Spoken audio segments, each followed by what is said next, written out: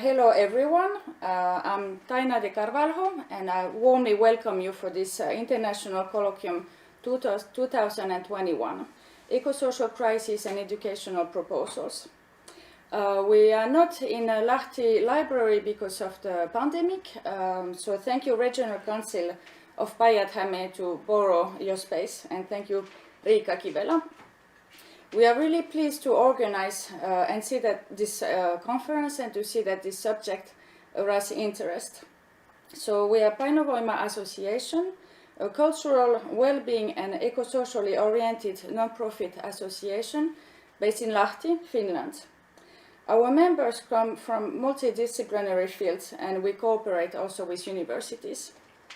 We have now for 5 years contributed to the development of urban culture in various structures of society through our interdisciplinary projects that support culture, environment, sustainability, social justice and education. And we are part also of bigger project in a circular economy field. This event is part of Lahti European Green Capital 2021, and we are proud that our city Lahti got this title, and we thank Green Lahti for founding this event. Here, Sanna Virta, co-host in this event, can tell more about Green Lahti. Thank you, Taina. Yes, on behalf of Lahti European Green Capital 2021, I warmly welcome you to this event. I am working as a project coordinator for Lahti City in Green Capital project. But more than that, I am working for the planet.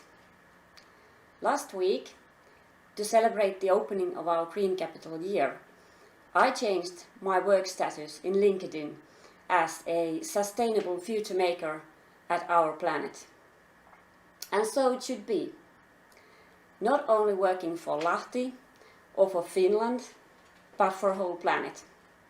I recommend you do the same. A few words about Lahti European Green Capital 2021. The European Green Capital Award is a competition for cities organized by the European Commission. The title is given to one city at a time for 1 year for merits in pioneering environmental actions. Before Lahti, 11 European cities have received this title, including cities like Oslo and Lisbon. It means that we have done something right here in Lahti. And here are a few examples of the reasons why Lahti was awarded.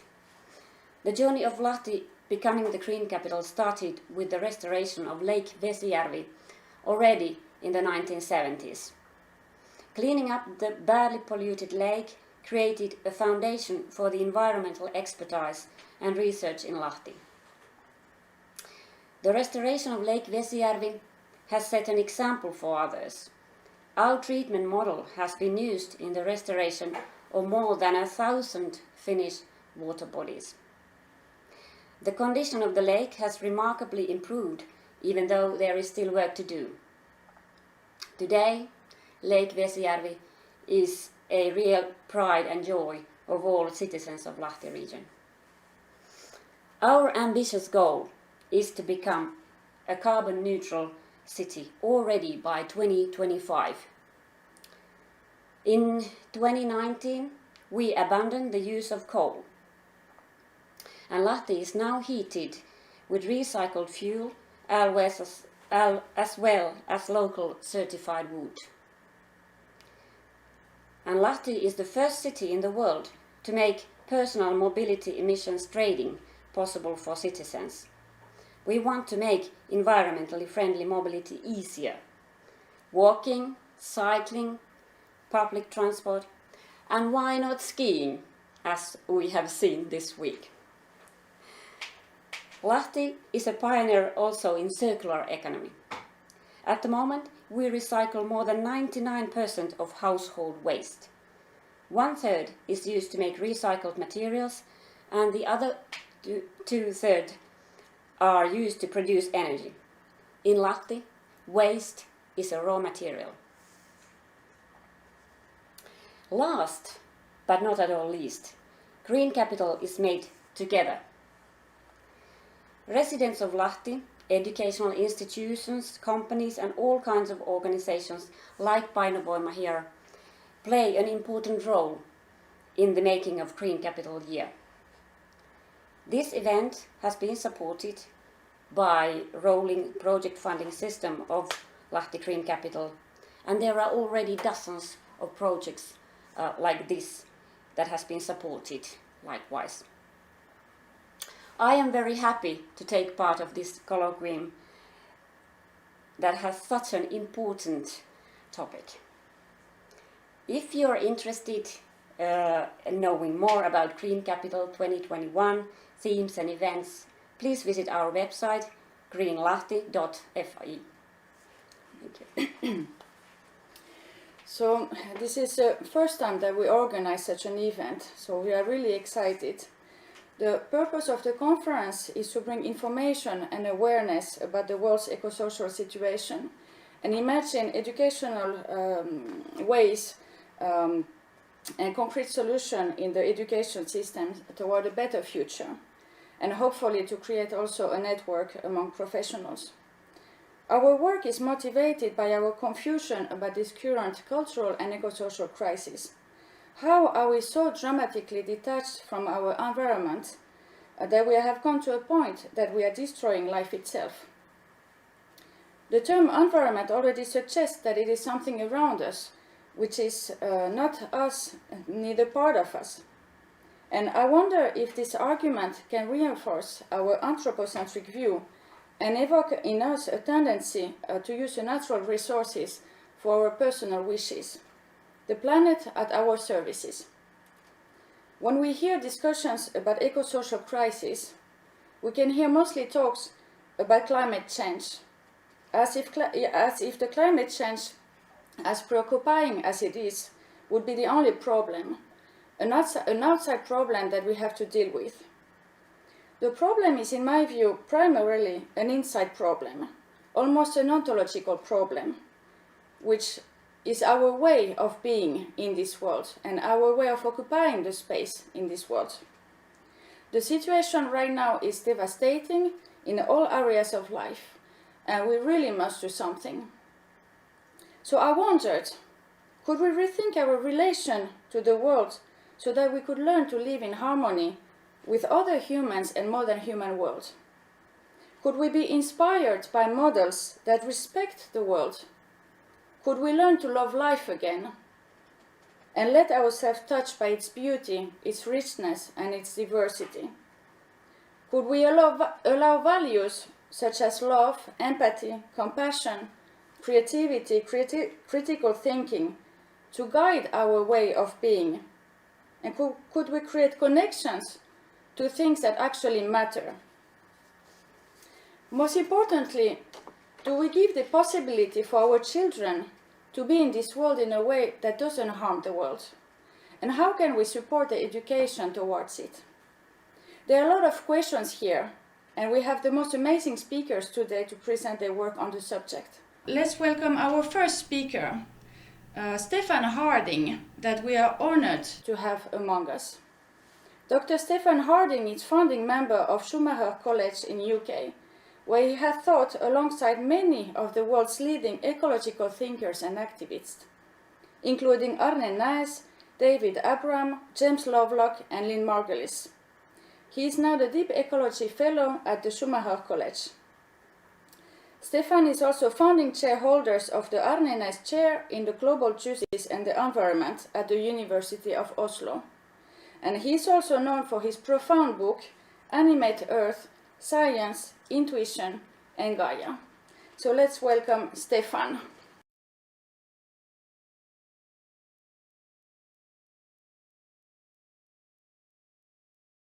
Panu Pihkala is in Finland a well-known researcher, docent of environmental theology in the Faculty of Theology at the University of Helsinki. He is an author who specializes in the relationship between environmental issues and the human mind. He received the 2018 Education Award for his work as a handler of the phenomenon of environmental anxiety. He works in multidisciplinary environmental research at the University of Helsinki and is involved in environmental work in many ways. So if you are ready, Panu, please. Yes. Good morning, everyone. Great to be part of this very interesting international colloquium. I actually have a special relation with the city of Lahti since I spent most of my children and youth at a place called Pihkala right next to Lahti. So Lahti is a very close city to my heart. Greetings now from Helsinki. I nowadays live in East Helsinki with my family. I'll be speaking on the topic of emotions, anxiety, and eco-social education. So here's a picture.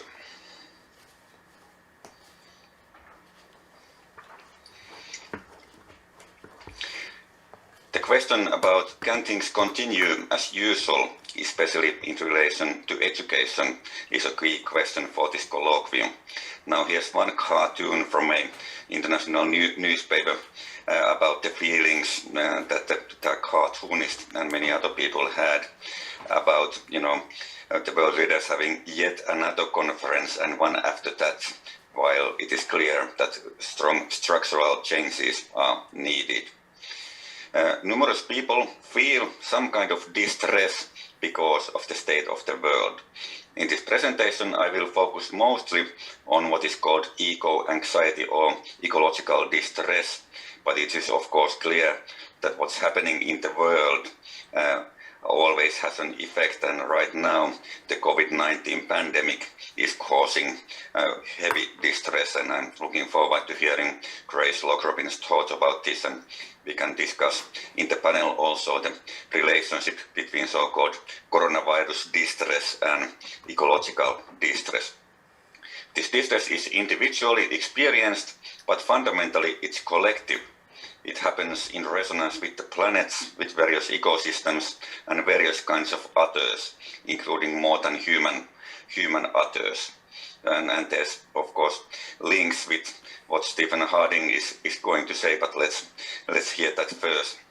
My own work has focused on first the diversity and importance of ecological emotions.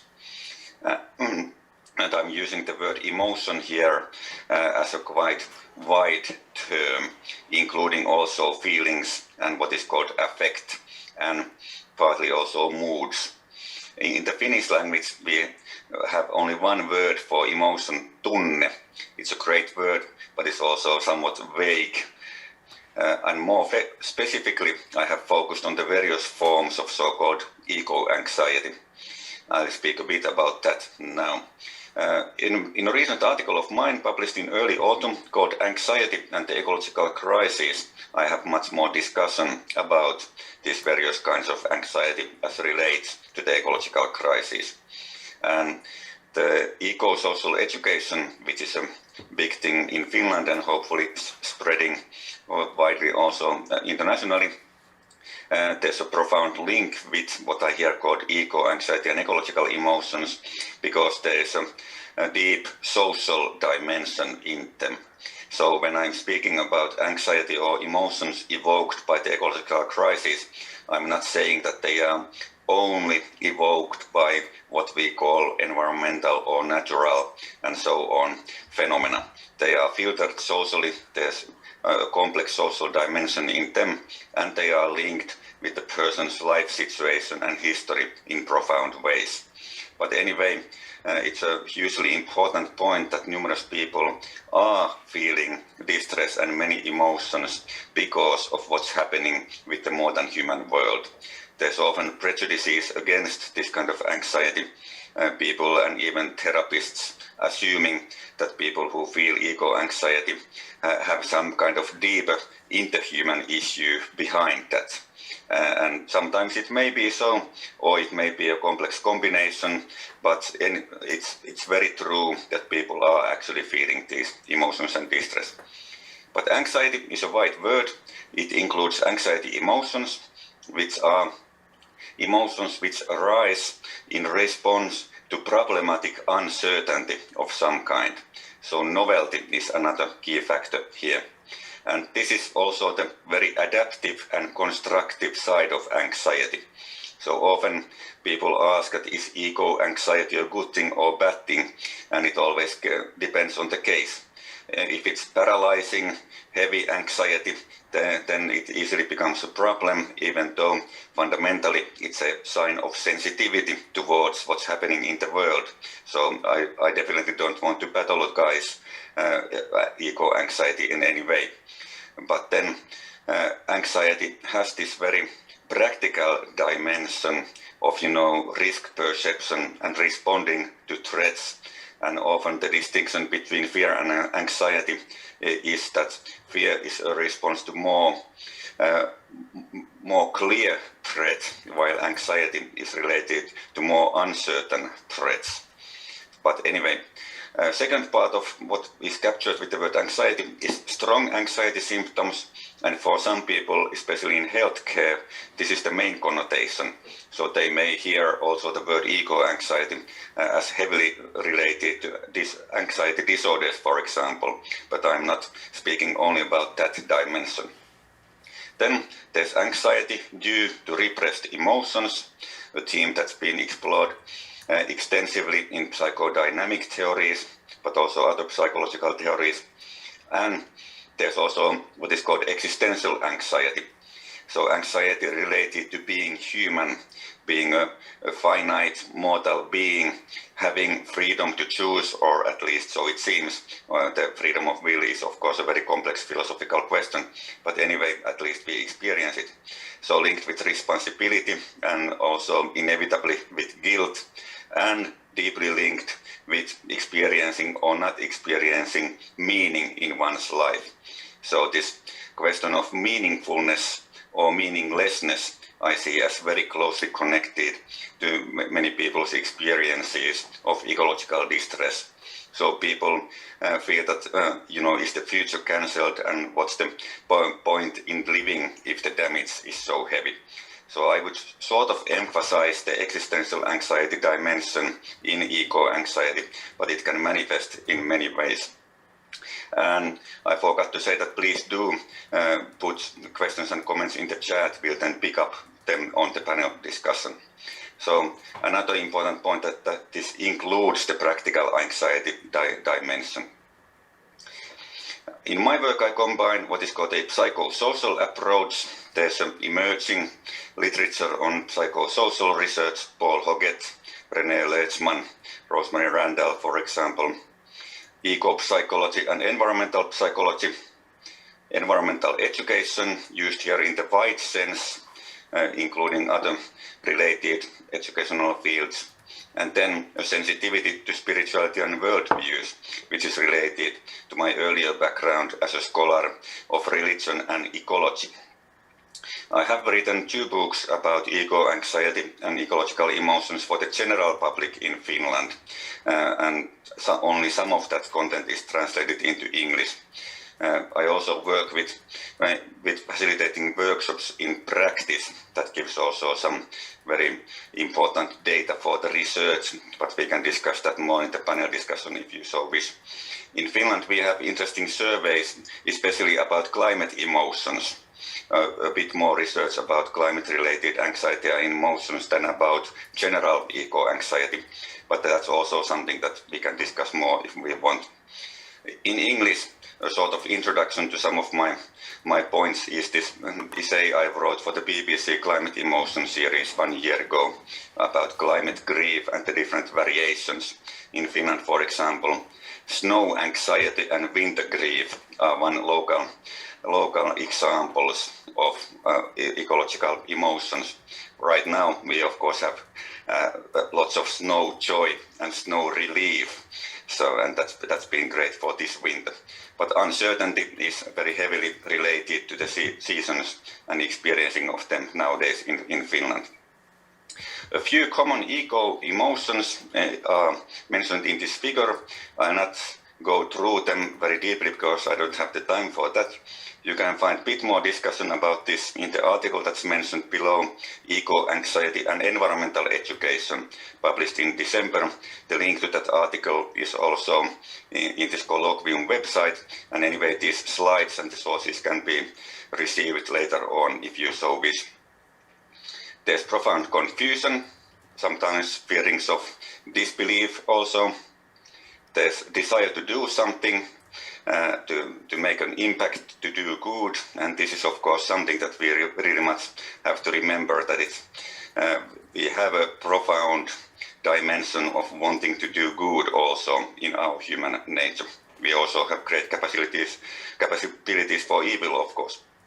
There's anxiety, fear and worry, sadness and grief in several forms, guilt, even shame, anger, including moral outrage, rage, and lots of nuances of anger, despair, sometimes even hopelessness. I make a separation between those two, but also sense of community, and sometimes an increase in sense of meaningfulness in life, because one has found more connections between other people and between oneself and the more than human world.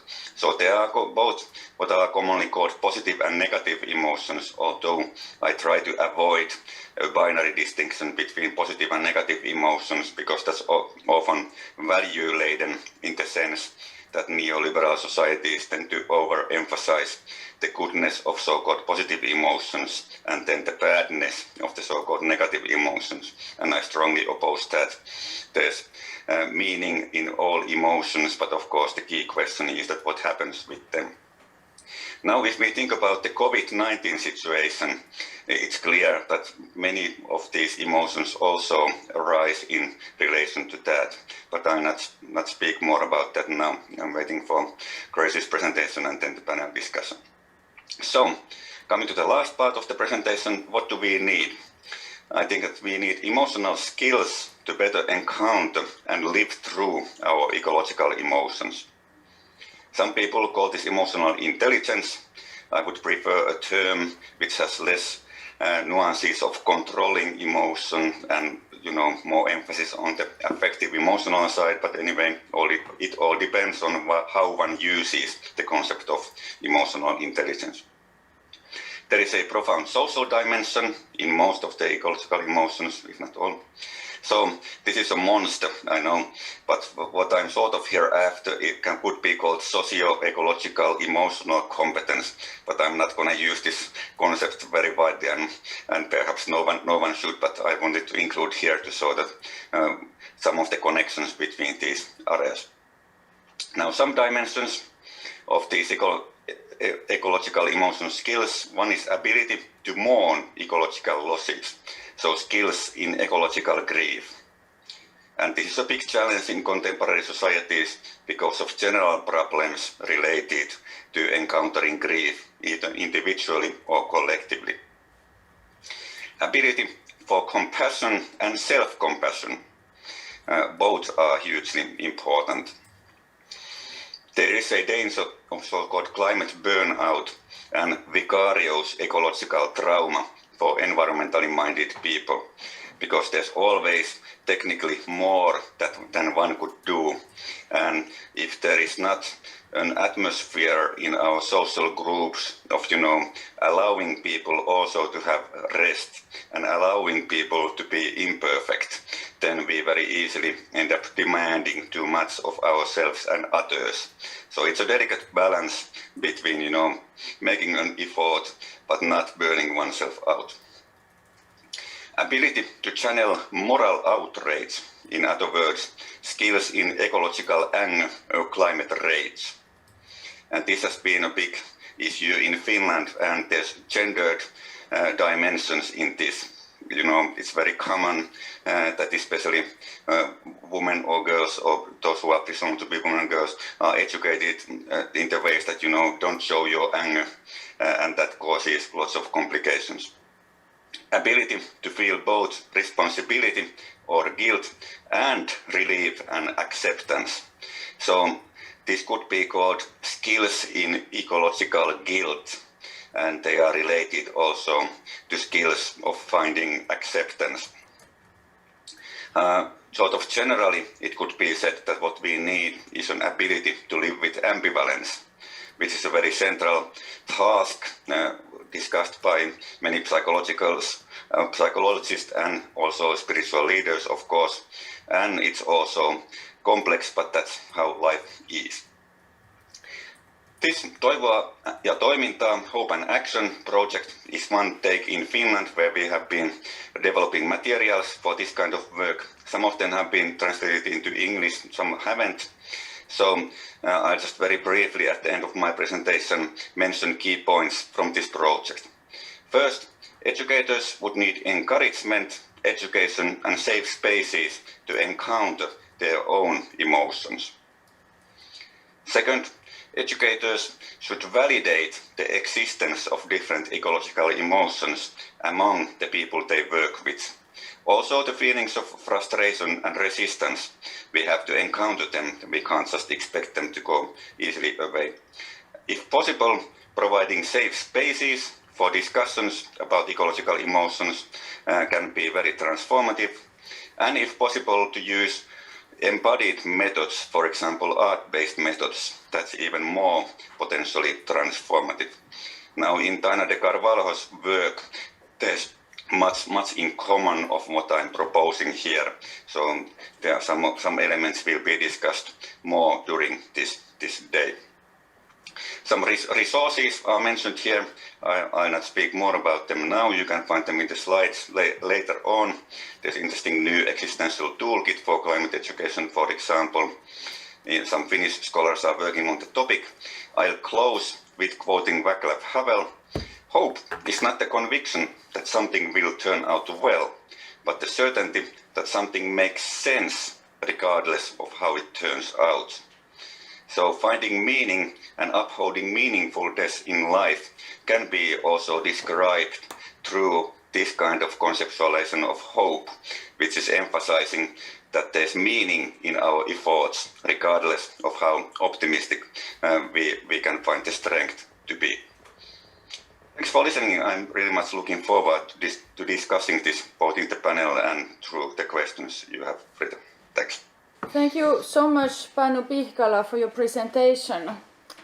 So let's discuss then in the panel. Probably has come some questions in the chat and maybe in the YouTube channel also where we've been followed.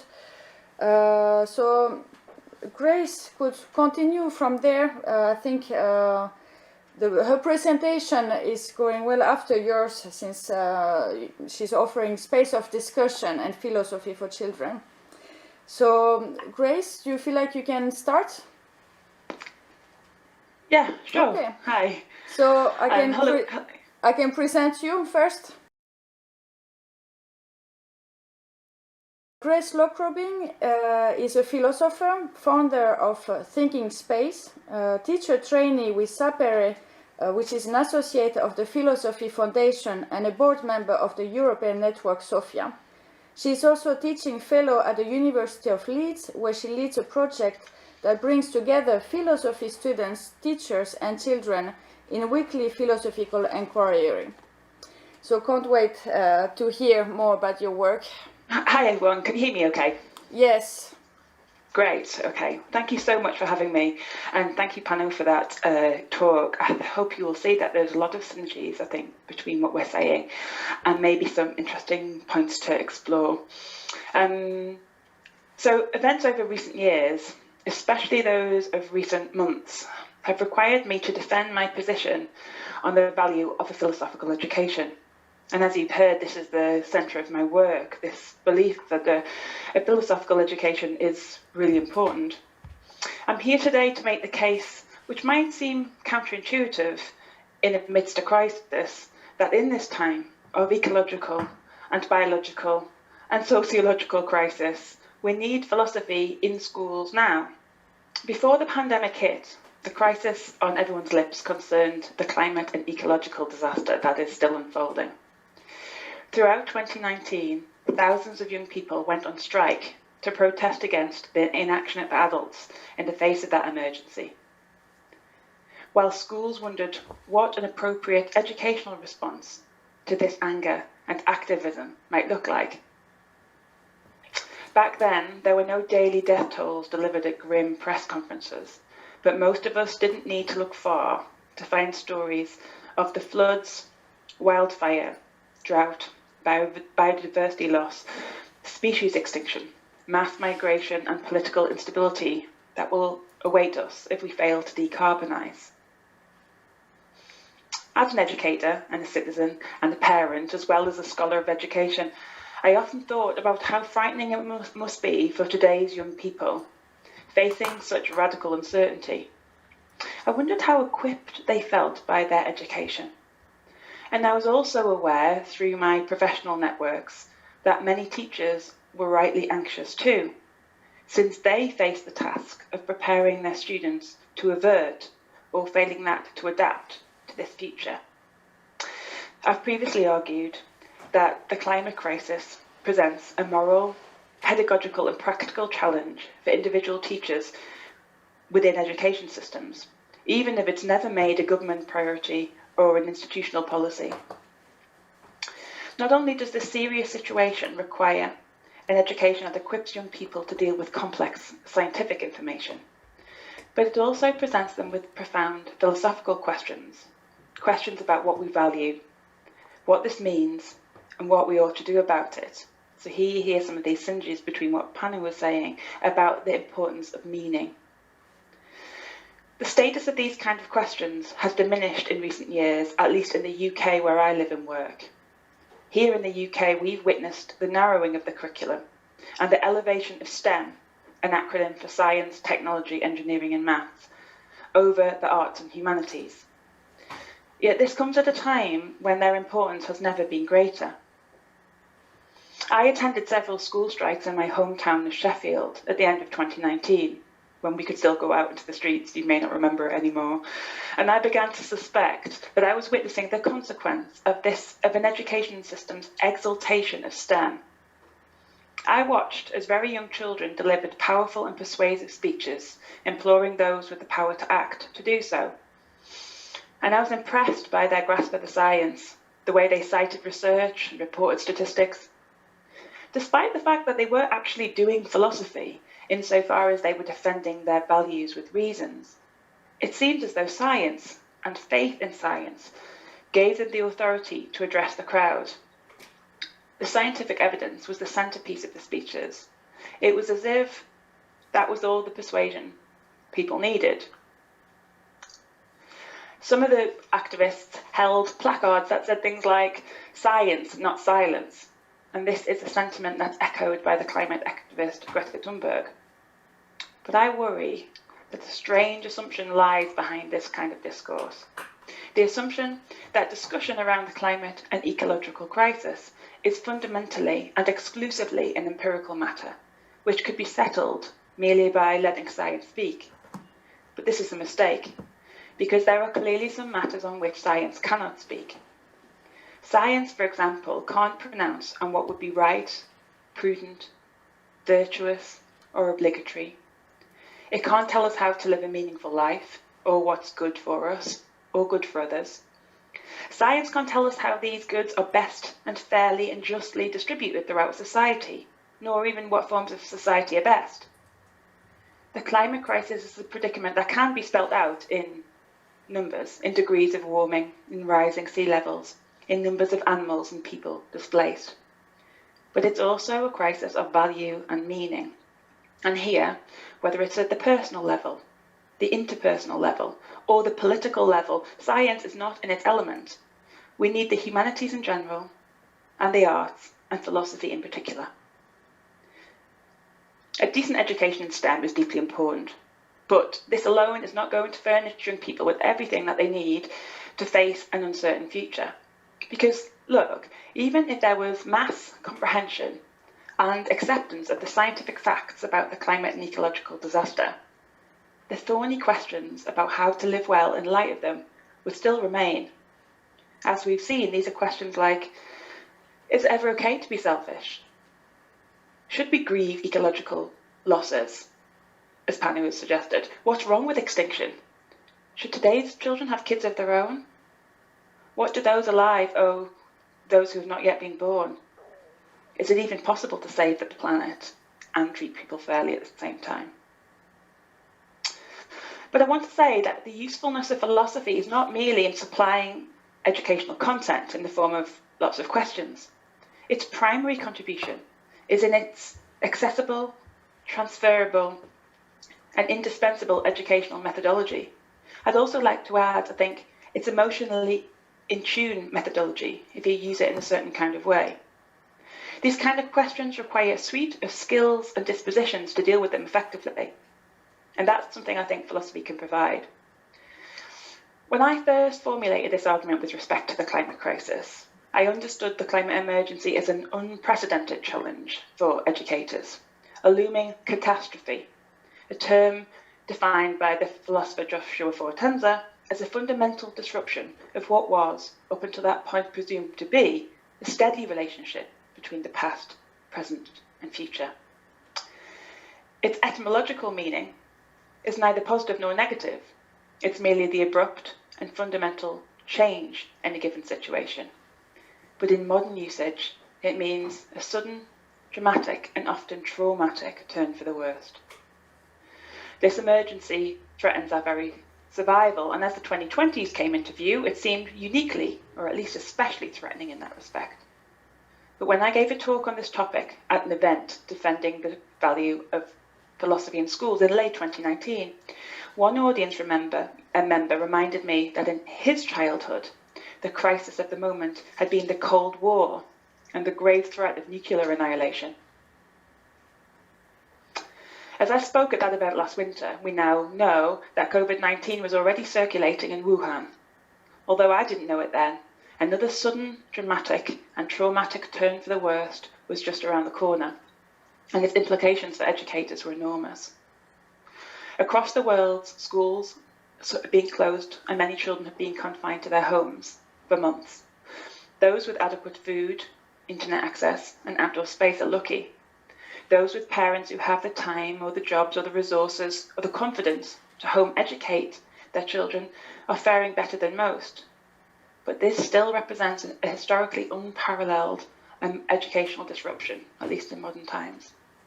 The situation in winter of 2021 is even more dire, with recent research like this from the Sutton Trust showing that the attainment gap between economically advantaged and disadvantaged students gapes ever wider.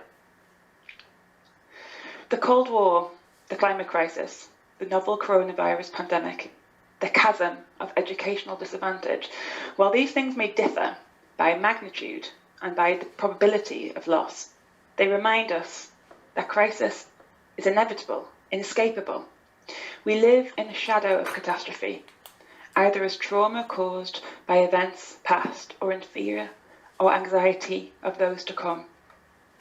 If this is a fact of life, to what extent is our education equipping us to face up to this? Furthermore, as the philosopher of education David Aldridge puts it, what would education look like if its major aim, or at least one of them, was to prepare students to meet such threats? Now, there are lots of practical and technical and empirical lessons that we could devise to ensure that children could grow food or fix machinery or swim in open water. There's also a great deal of important knowledge to be taught too. The pandemic, for example, has underlined how vital a basic appreciation of statistics is for comprehending risk and quantifying scale. But the pandemic should also reveal the limitations of STEM, science, technology, engineering, and maths. When it comes to surviving, sure, but when it comes to thriving in the face of this crisis. Before the pandemic, I'd been trying to address David Aldridge's question through my work as a philosopher in schools, initiating dialogues with some primary school students about what we should value, what we understand by the term nature, what claims we can make about owning aspects of the natural world, and what rights we might have to enhance or destroy the world we live in. In one session, some 8-year-old children wondered, are we allowed to chop down the trees in our own garden? And I asked them in return, Can a landowner say the same about his patch of the rainforest? The aims of these philosophical inquiries are to identify ambiguities, clarify concepts, lay out debates, and synthesize those things with the way they are feeling, to support children to arrive at their own provisional views, and to help them build upon these views their aspirations and commitments. Since the ongoing lockdowns began, fearing that the pandemic was too raw a subject to address with the students directly, I devised some online sessions with the UK charity The Philosophy Foundation that focused ostensibly on other things. Yet philosophical exploration of the pandemic surfaced in these conversations about equality and human rights, the power of the state, and ambiguity of language. Do young people have more right to healthcare resources than old people? Some students wondered, finding themselves caught between the paradoxical view that this seemed both reasonable and in contravention of the principle that all lives are of equal value. The thing is, children are already struggling with incompatible, uncomfortable, but deeply important issues brought to the fore by the climate crisis and the global pandemic. They need to know how to address these questions, and questions we can't yet imagine. To prepare for tomorrow, young children need to weigh complex considerations and to determine which goals ought to be aimed at and which sacrifices made. They must interrogate what we mean by justice across countries, species, economies, even generations. They must work out how to survive and thrive in the face of profound existential threat. To do this requires the kind of careful combination of knowledge and wisdom that philosophy cultivates. Thunberg and the other speakers at the school strikes offer compelling rhetoric, but they also construct persuasive arguments. They are doing more than simply citing the facts or rousing the emotions. They were philosophizing. The government cannot merely be led by the science when it comes to the pandemic, despite what they claim in the UK. There's no political action without weighing of completing considerations. This kind of deliberation is a form of philosophical practice. We might not realise the significance of philosophy in all of this because many of us are so entrenched in a culture of scientism, so say philosophers like the late Mary Midgley, that we don't regard philosophy as worthwhile even while we're busy doing it. If we uncritically assume that STEM is all young people need to face an uncertain future, we fail to appreciate philosophy's complementary and crucial educational role right now. Because philosophy is concerned with the cultivation of wisdom rather than mere knowledge. So in this respect, it's yin to science's yang. Without the wisdom to know what to do with this hurricane of scientific information that abounds us about the climate crisis, and this muddle of emotion, the pandemic and future crises, our young people are just not adequately educated, and they are not adequately prepared to live well despite the threat of catastrophe. So finally, it's important to note that we're not born philosophizing. It's like swimming or singing or speaking another language. Our potential to philosophize must be cultivated. And I think we do this best in conversation with a community of diverse voices, not all of whom see things the way we do, under the guidance of an attentive teacher who doesn't lead us to particular conclusions, with reference to stimulating and accessible materials. With all of this, philosophy can be taught. If we want to do it well enough to face an uncertain future, then philosophy must be taught in schools. If we can't offer our young people the security of a safe and sustainable future, let's at least equip them with the curiosity, flexibility, resilience, humility, criticality, creativity, and shared sense of humanity that participating in philosophical conversations provides. What would an education look like if its major aim was to prepare students to meet such threats as the climate crisis and COVID? It would make room for the philosophical conversations that concern us all. Thanks very much. Thank you so much, Grace. It has left me quite speechless, actually.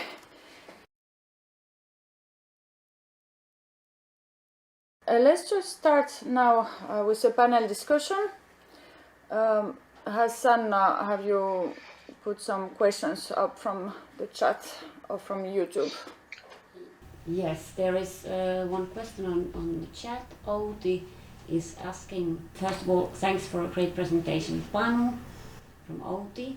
And for discussion, Outi is making some questions. Could you open a bit more your thoughts on the importance of hope? How can we create hope if the situation feels hopeless?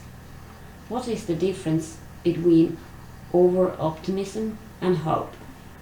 Is it possible to live meaningful life without hope if one doesn't really believe that eco-crisis could be solved or sees that civilizations are about to collapse? What kind of hope do you have? So here are many questions to start the discussion. I think we can well start with this. So Panu, it's quite a long question. Do you want to answer? Yeah, first of all, thanks Grace for the talk. I strongly resonate with what you were saying, and as you said, there's lots of synergy, and let's explore some points further also. Thank you, Outi, for the profound and of course also very difficult question, this sort of starting from the deep end, this panel discussion. An interesting book came out from David Kessler, who used to work with Elisabeth Kubler-Ross.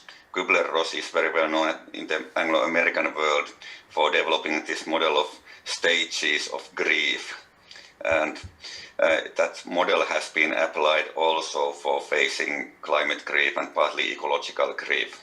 Personally, I resonate with what Kubler-Ross herself said, that she never meant it to be a literal model of, two strict stages, and there's allowance for different kinds of paths and personal experience, but the model captures some elements that are very commonly present when we are dealing with very difficult issues in life. And there are some other grief researchers like William Worden who have made other models. The William Worden's model of tasks of grief process is something that I have personally used more than the Kubler-Ross model. This may sound like a great detour to the question, but it's closely related because Kessler is now proposing a sixth stage in the stages of grief model, which is, finding meaning and being able to experience meaningfulness in life. And I resonate with that. And as an answer for the last part of the question, yes, there are people who have gone through this kind of process and path, but it's quite rare yet to find them, and it's even more rare to find people who haven't become bitter or greatly damaged in the progress. It takes a lot to go through that, and of course one might argue that it's okay if you are in the midst of the process for the rest of your life, so to say, because this is such a huge thing to encounter.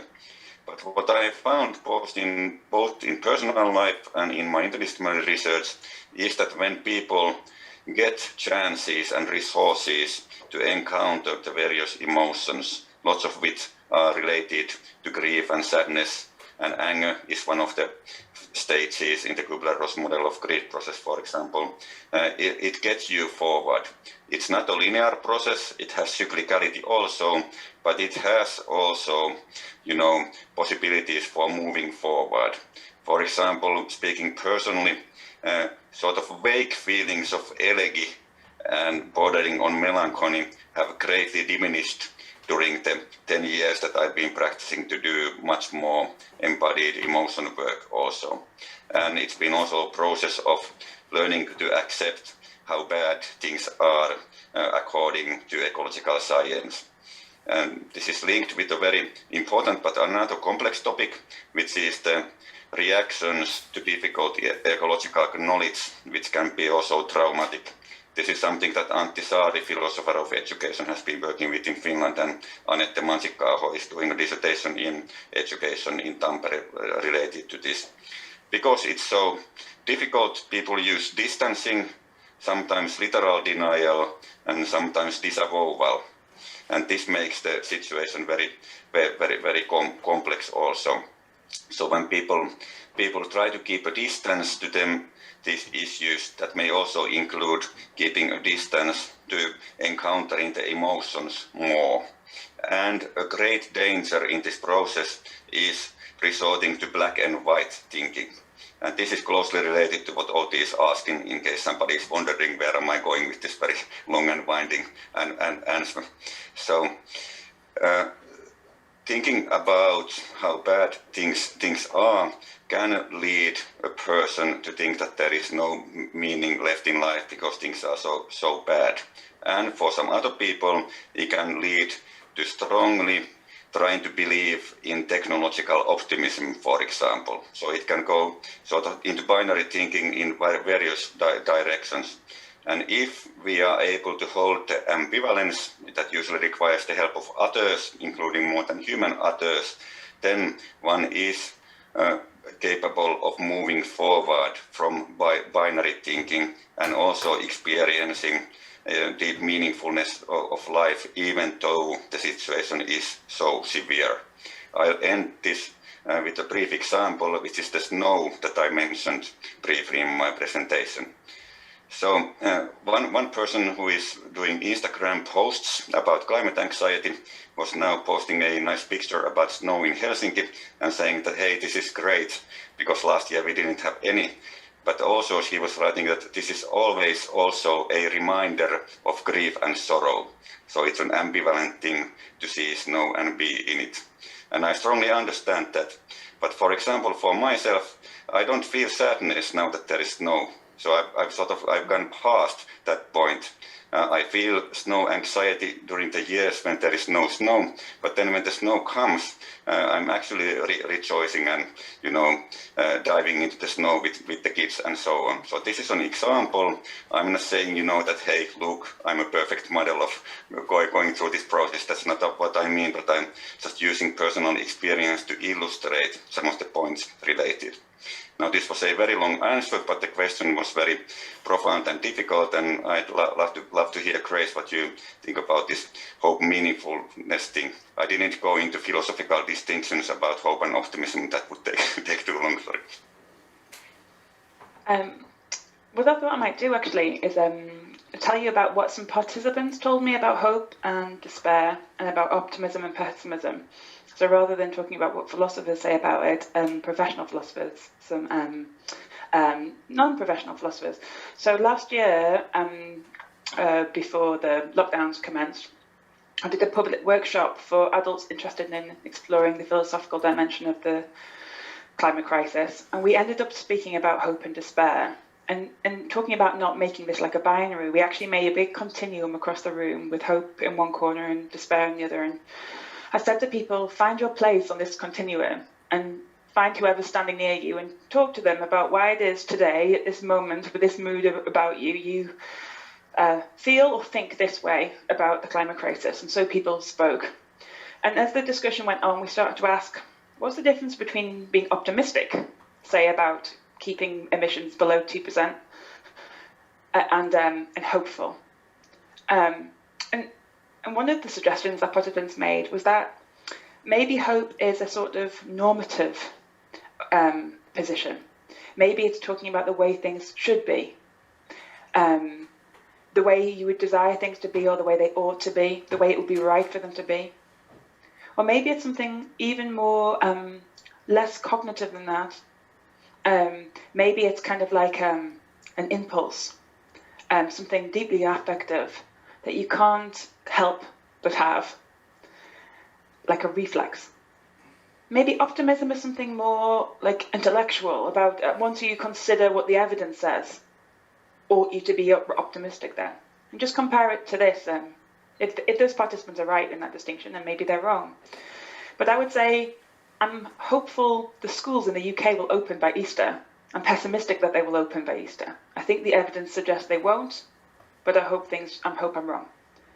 I don't know if that distinction helps. One of the things I think it helps me with is a later part of the question. Is it possible to live a meaningful life without hope? Without hope, I'd say no.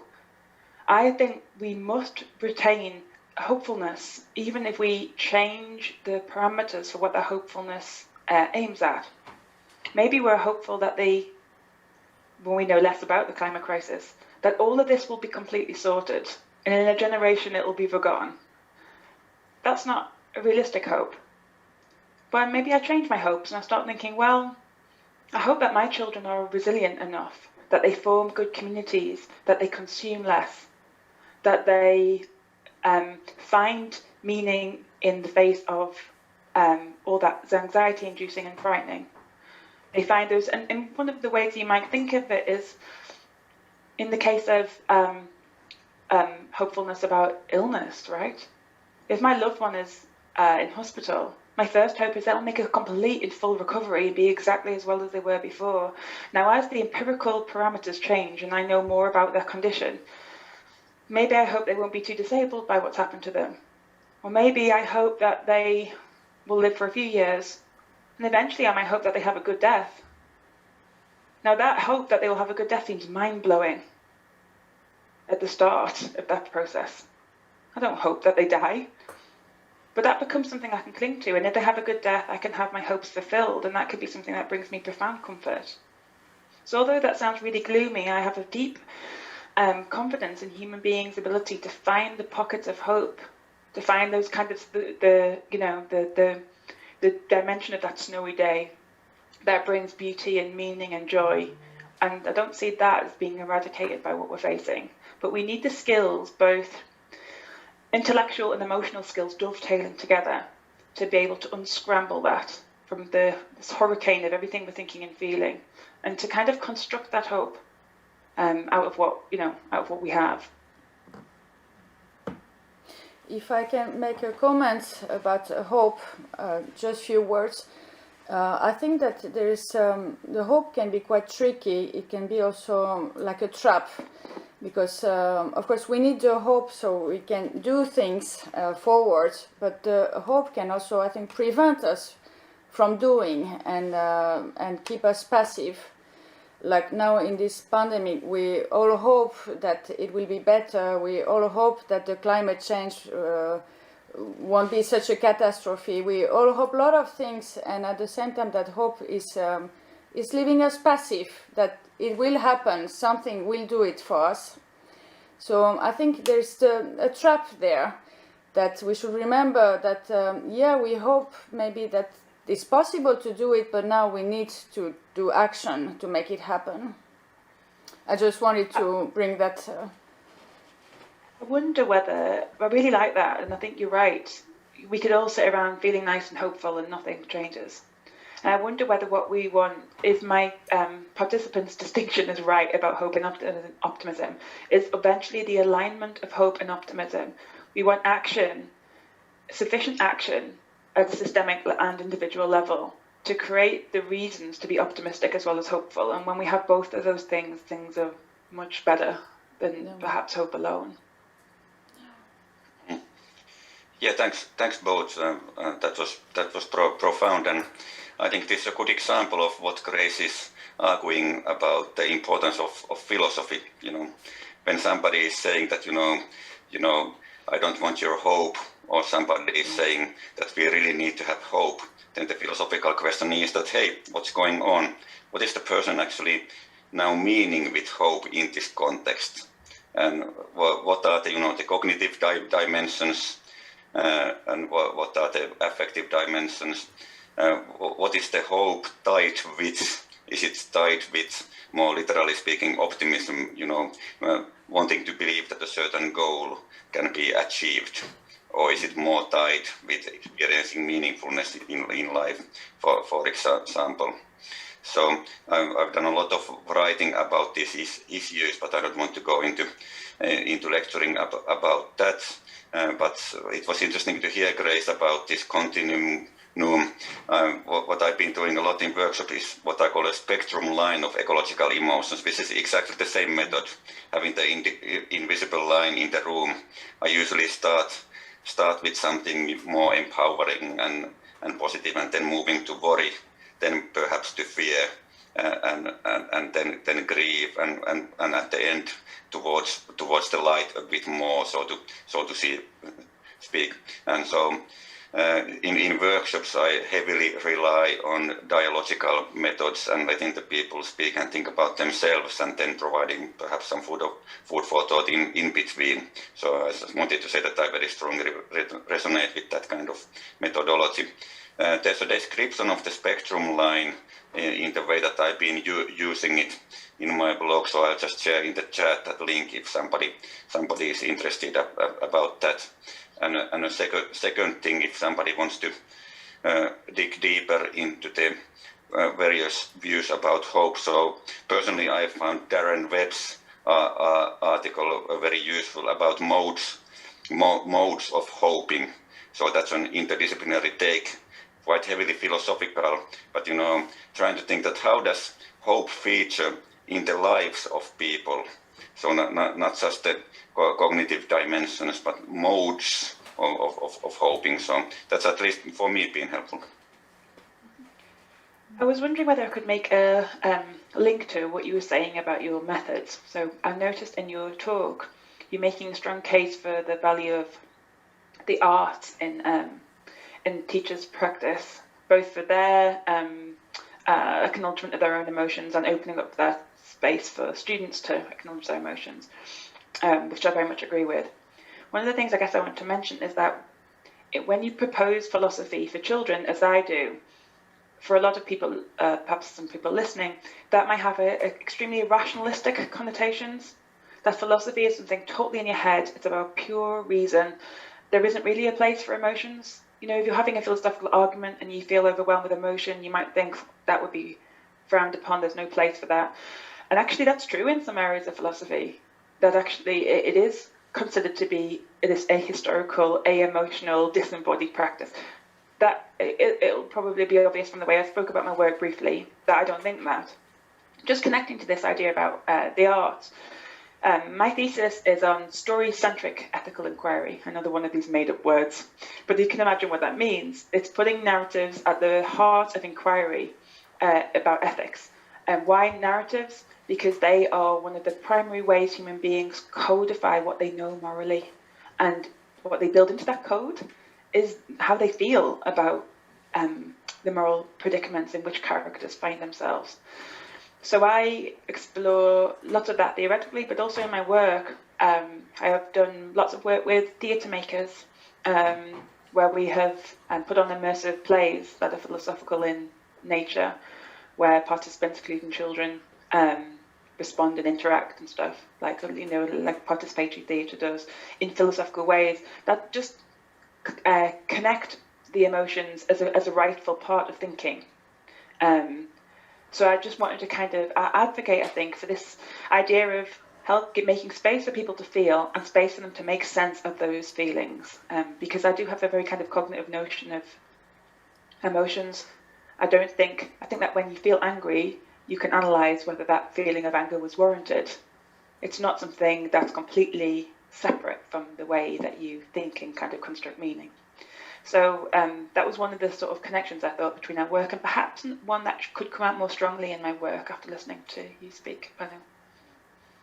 Yeah, thanks for that. And there's several things that you said that also made me to think about what could or should I integrate a bit more in what I do. And philosophia, the philia element. So that's effective, right? And of course, this narrative dimension goes back to Plato, for example.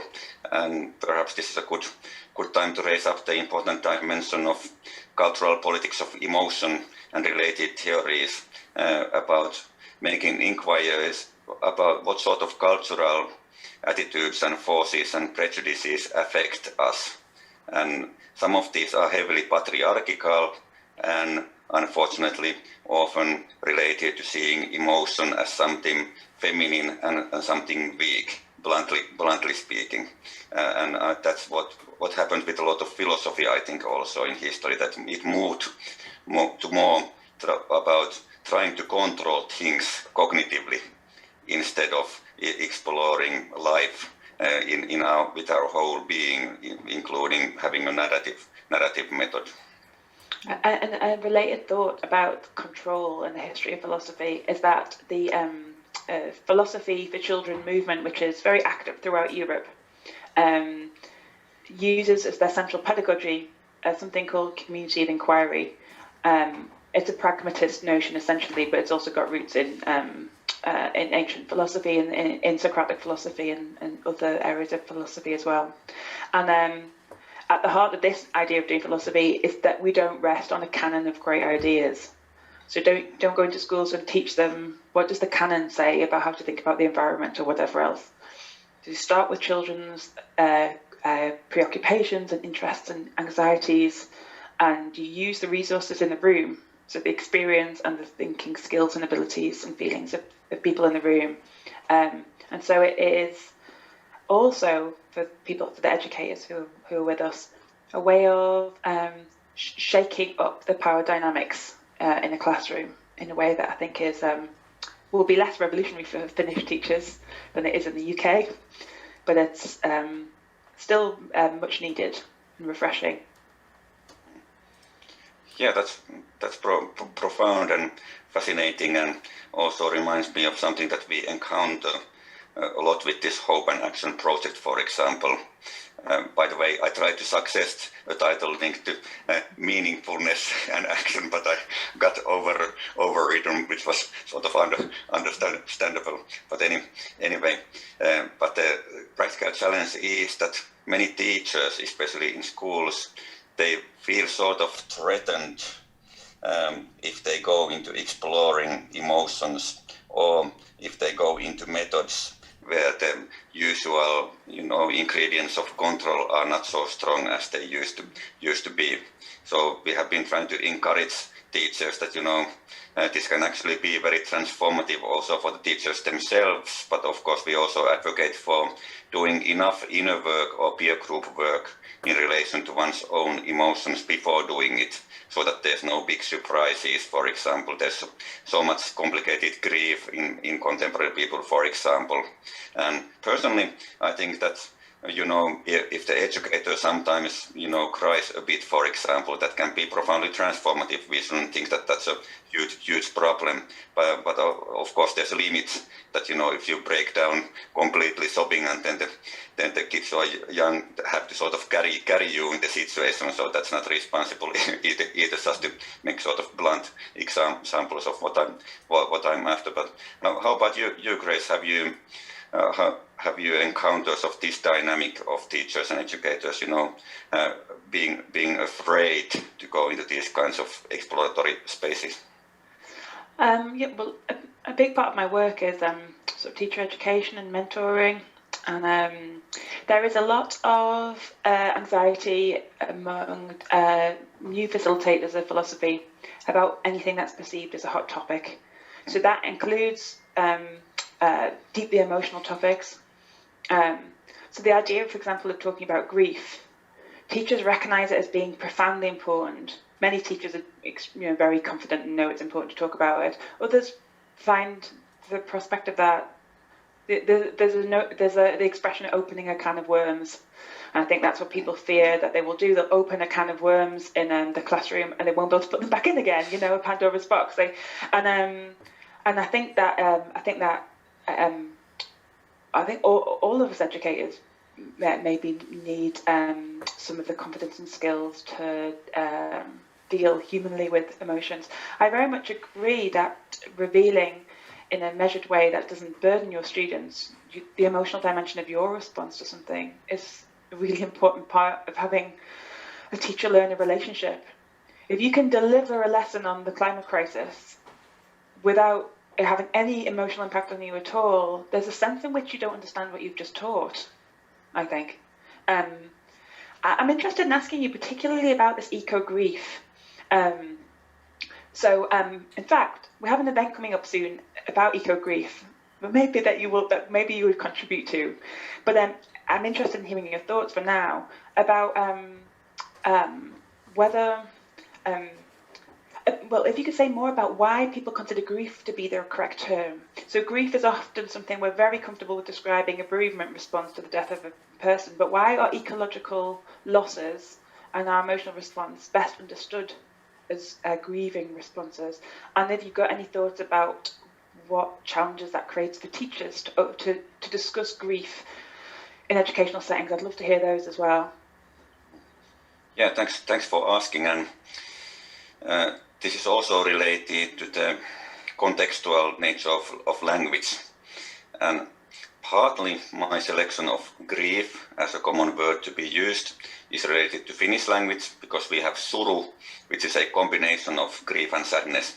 So the separation between grief and sadness is not so strong in Finnish language, but then it's a rich language, and we have many, nuanced words for various kinds of grief and sadness. That's something that I put forward in this BBC article at the end part of it.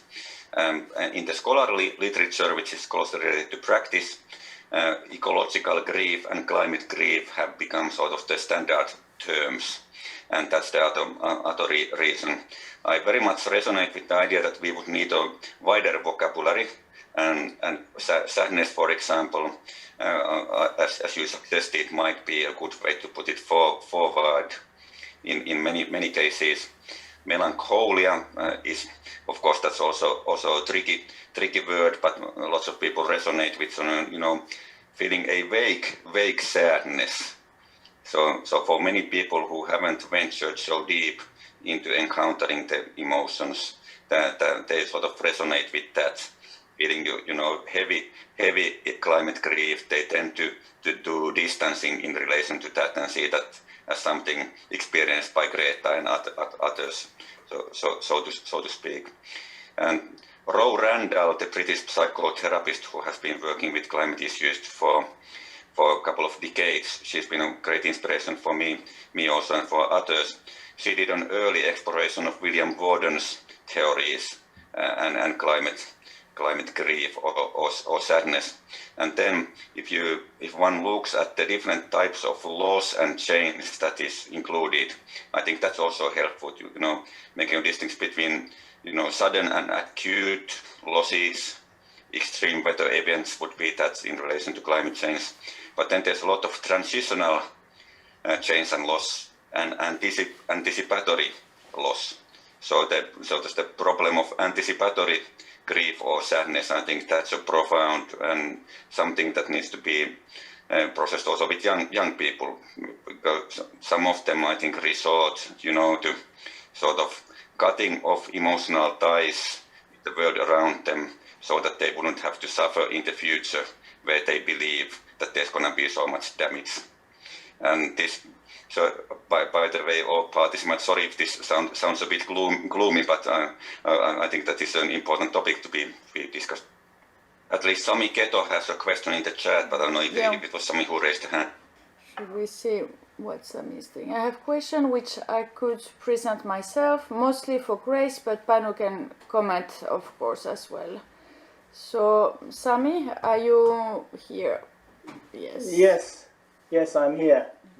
And actually the raising hand function doesn't work for me. I don't know if it's a problem for others. But anyway, I could present this question, and maybe first a bit of a background for that.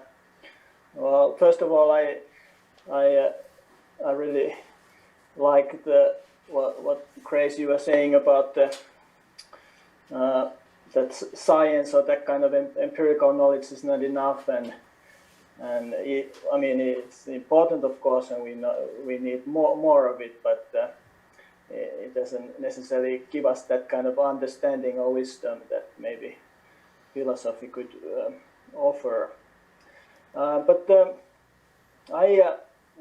I'm doing a PhD in education about the relationship between people and other species, and how those skills that we need in those relationships and interactions, multi-species interactions, how they could be addressed in the educational context.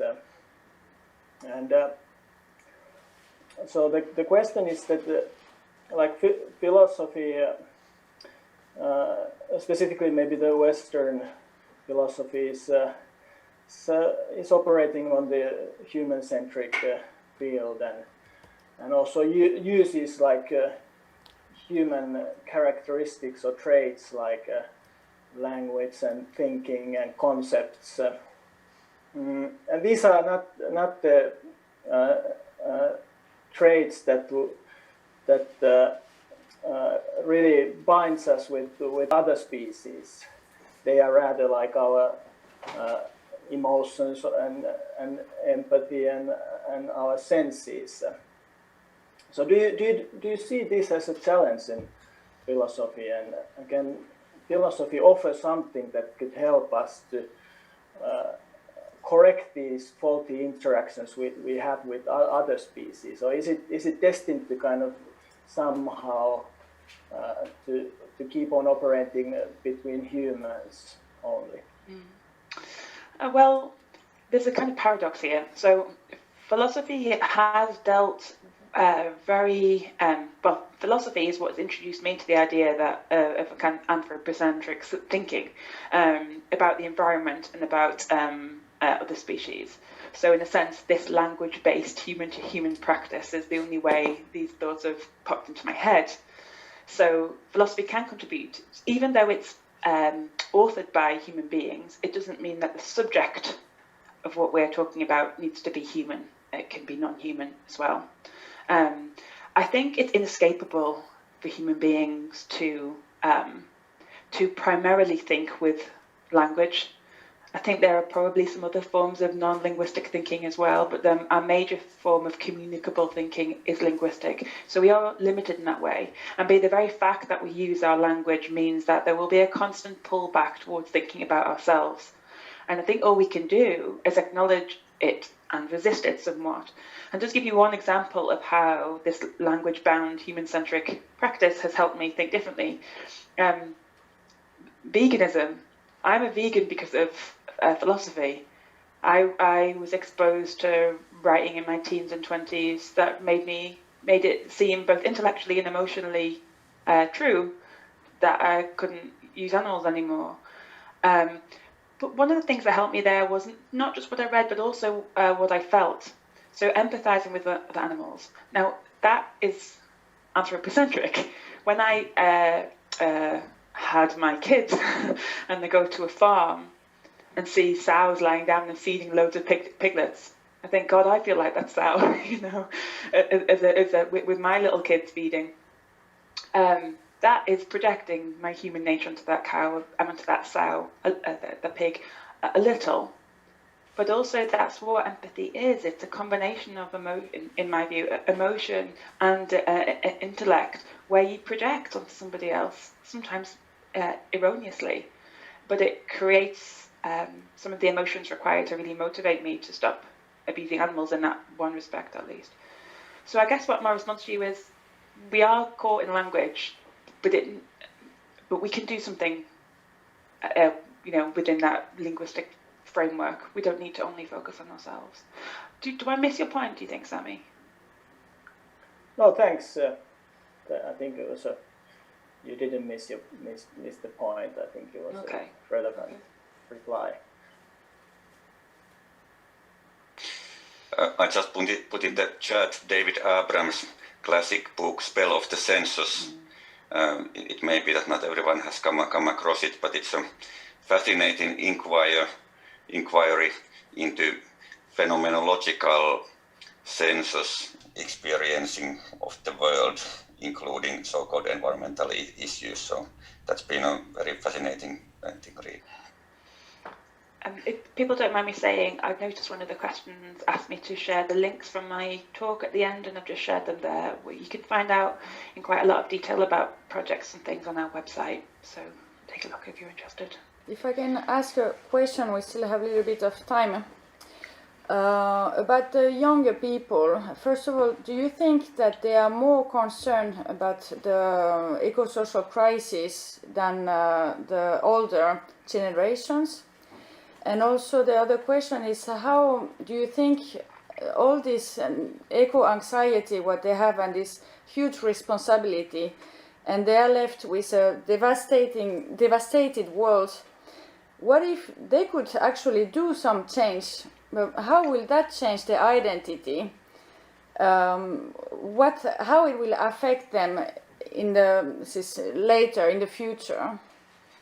I don't know if it's question clear. You can, Panu or Grace, answer, even Sami. Would you mind if I spoke just about like one child in particular? So my oldest son is 5, and he, because we talk about it a lot, I guess, but also because of who he is, I think, cares a lot about the environment.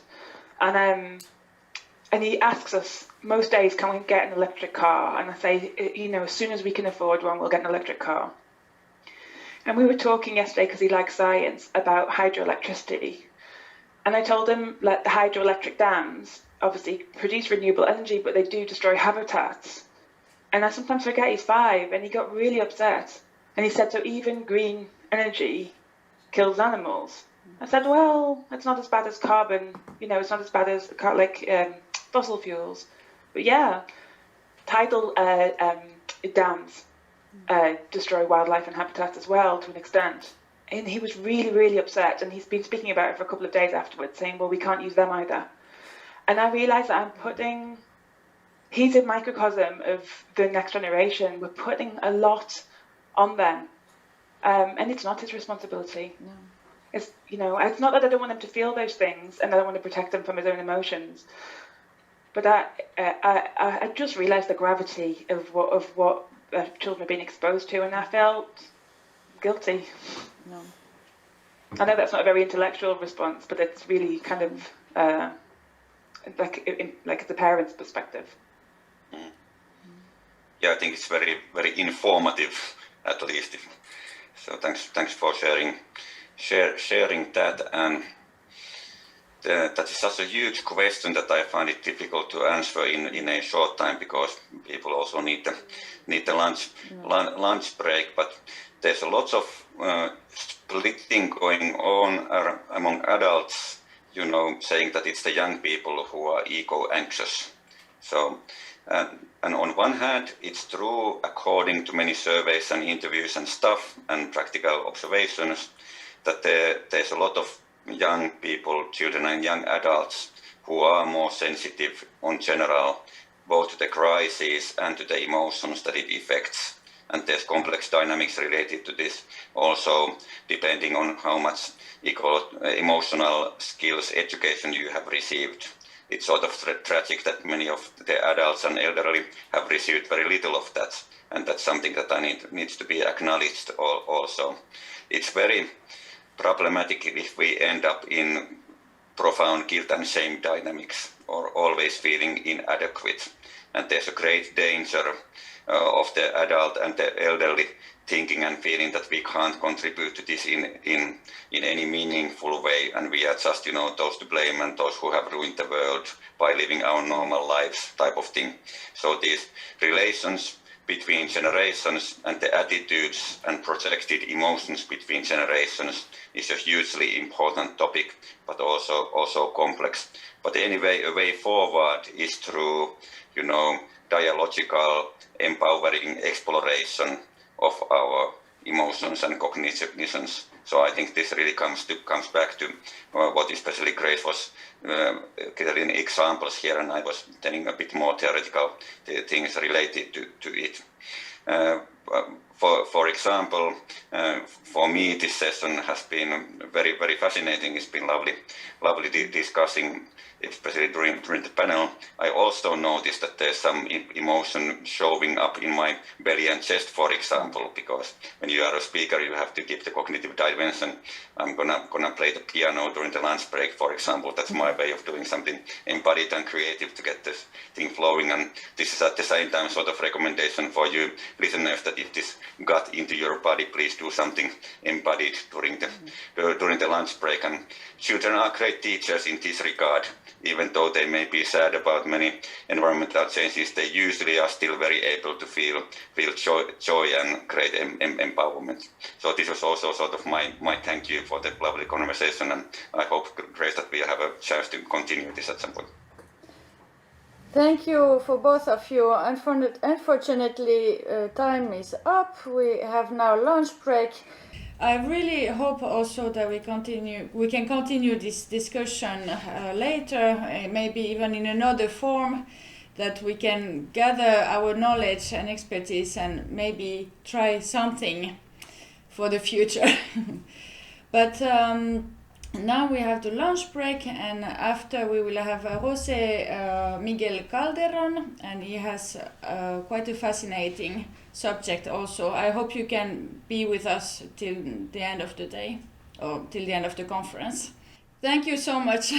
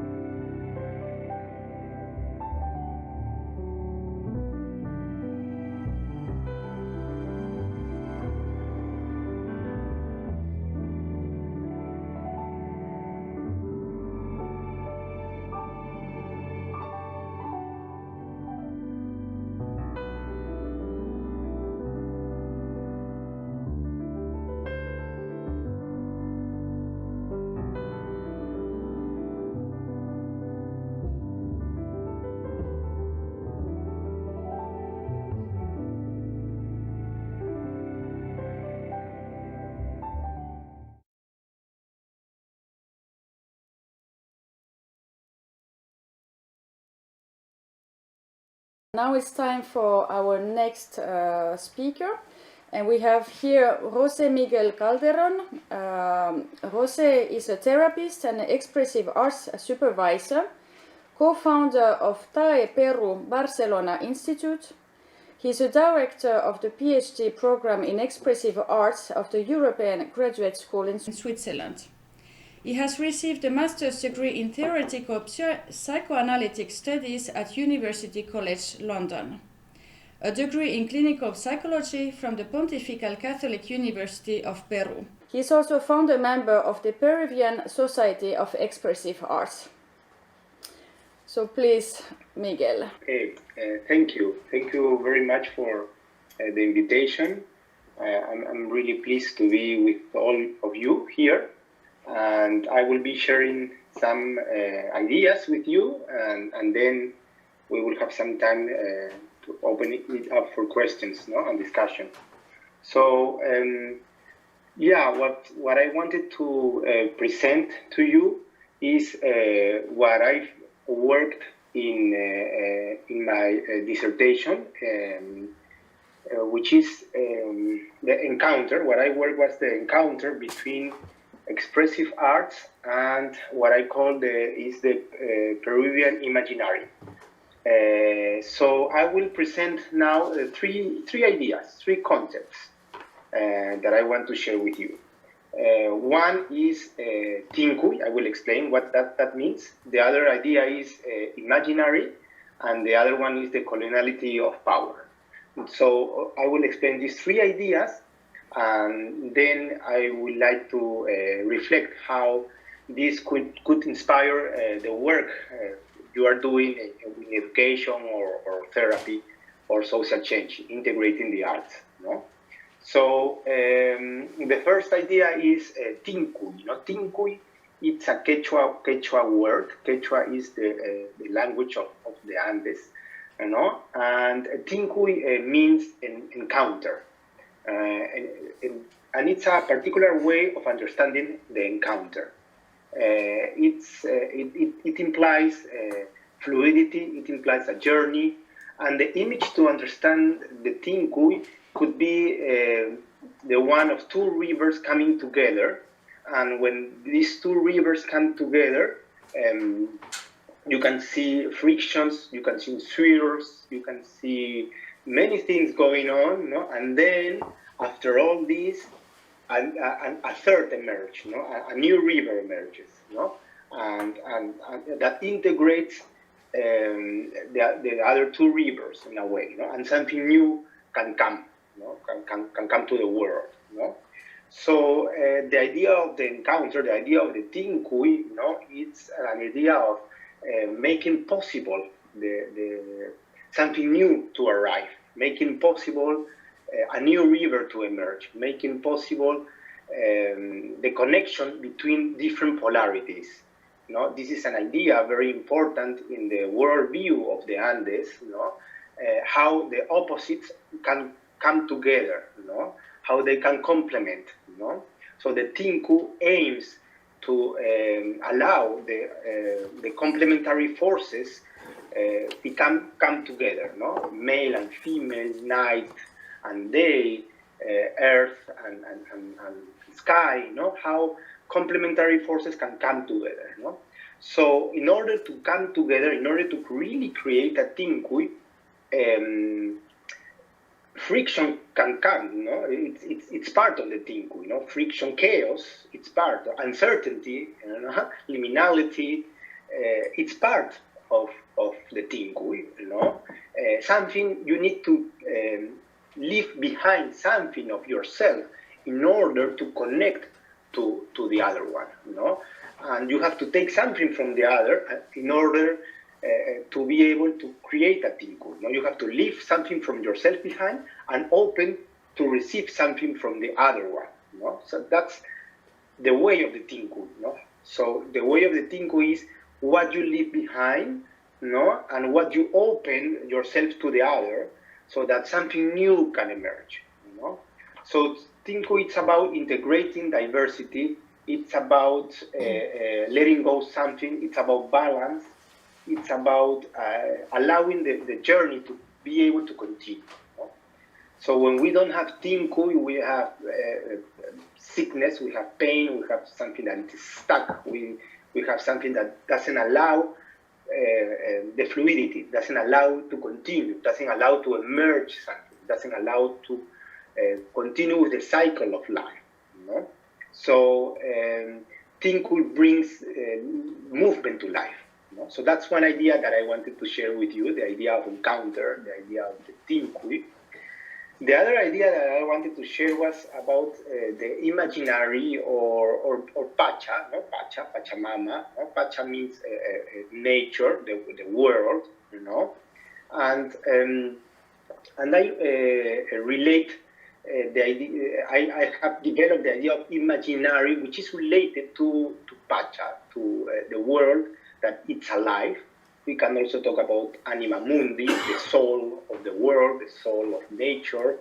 And I think in the work that I've been doing, I see the Pacha, the imaginary, as something really rich. What I include in my idea of imaginary, it's not only nature, it's nature, it's Pacha, it's anima mundi, it's also the rituals that we can discover wherever we work with. It's the stories, the traditional arts, contemporary arts. So it's an interesting concept, this idea of imaginary. So wherever we work as facilitators, as therapists, as social change agents, we have a great resource, which is the imaginary. So when we are working with clients or in a school, we can ask ourselves, what's the imaginary of that place? What I develop in my work is the imaginary of Peru, the Peruvian imaginary. So, but it's an open question to everybody, wherever you are going to work in a particular place, what is the imaginary of the place where you are going to work? So what are the rituals that you can find in that place, the story, the land, and the nature. There is always a richness in every place where we go, and we need to research that imaginary of that place, where you are going to work. And of course, you as a facilitator, as a therapist, as an educator, you also have to connect yourself with your own imaginary as well. So where have you been brought up? What's your connection with the land that you born? What's the connection with the stories about that land, the worldview of that place, the art, the traditional arts, the contemporary arts? So I see the imaginary as a great resource that we have as educators, therapists, as social change agents, that we have to really include, that we have to really connect. So in my approach as expressive arts facilitator, I have an ethos, which is we have to, as facilitators, we have to do a tinku, we have to do an encounter with the imaginary of the place where we are going to work. So we have to connect, in any work that we do with that imaginary. It's like paying a homage, paying respect to the land, to the place, to the images of where we are working. Wherever it's a classroom or a client that is coming. So we have to open up, do that tinku with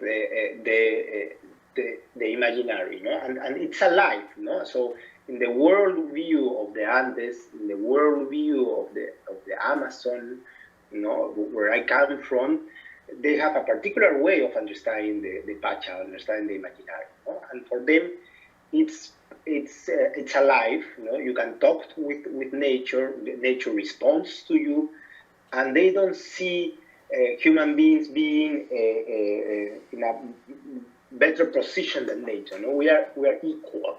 We have this notion of equality. Again, of really communicating, paying respect, of learning, of having a dialogue, with our pacha, with our imaginary. So, as expressive arts facilitators in Peru, in my country, we see that there is a richness, a great resource. We don't connect only with the internal resources of the people we work with. We also connect with the external resources. We can talk about the imaginary as a really external resource, that it's there. It's there. You just have to look outside of the window, and see, and ask whatever you want. What's the story of this place?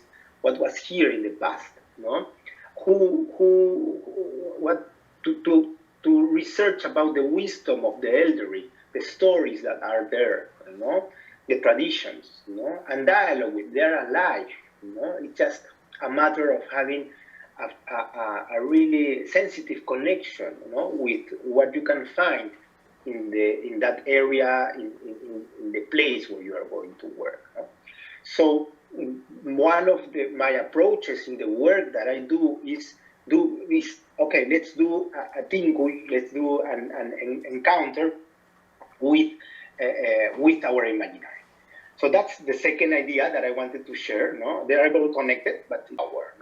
So this is a concept that comes from a Peruvian sociologist called Aníbal Quijano. He developed this idea of coloniality of power, and for him and for others, because this is a Latin America movement, the idea of decolonizing is that the consequences of the conquista, they are still alive, nowadays in our country, in Latin America, is still alive, the consequences of the conquista, So only a few have the power over many, and some ideas are imposed over others, So what I wanted to integrate this idea on what I'm talking here is that in our country, in Latin America, this rich imaginary, and then we can extrapolate these ideas to the work you are doing in wherever place you are working. But first I'm telling you the story, and then we can do how we can see how we can extrapolate these ideas to your work. But in our reality, in Latin America reality, this rich imaginary is colonized. So our pacha, our stories, our rituals, our original ways of understanding living in this world is colonized. Other imaginaries are imposed. And this creates a restriction. This creates the impossibility of doing a tinku. We cannot do a tinku. We cannot do an encounter with this rich imaginary, no, with these rich resources that we have, no, because it's perceived as something that it's not valuable. It's perceived as something that no, we should. Now there is other ideas, other perspectives, maybe more Western ways of understanding the world, no, and people don't feel proud, no, about their traditions, no, about the resources, even about the language, no, about these ideas of that our imaginary has. No? However, hopefully this is changing, of course, no, and now I mean, as a society, as different professionals, we are working towards changing this situation, no, and we are, of course, trying to reconnect, no, to try to do the thing with it. So that's the aim of our when we work in Latin America, no, is really to do the thing. No? This is something to do the thing with to do the encounter with our rich imaginary. No? So we need to make visible these rich traditions. We need to really listen, no, to what nature has to tell us, no, and reconnect with the with these stories, no, with these traditions, no, with our local art, no, and different ways of being in the world, no, that can be as beautiful as others, no. So that's something that it's part of the work that we are doing, no. So I wanted to really now to invite you to think how these concepts, these three ideas that I have presented, can be related in what you are doing.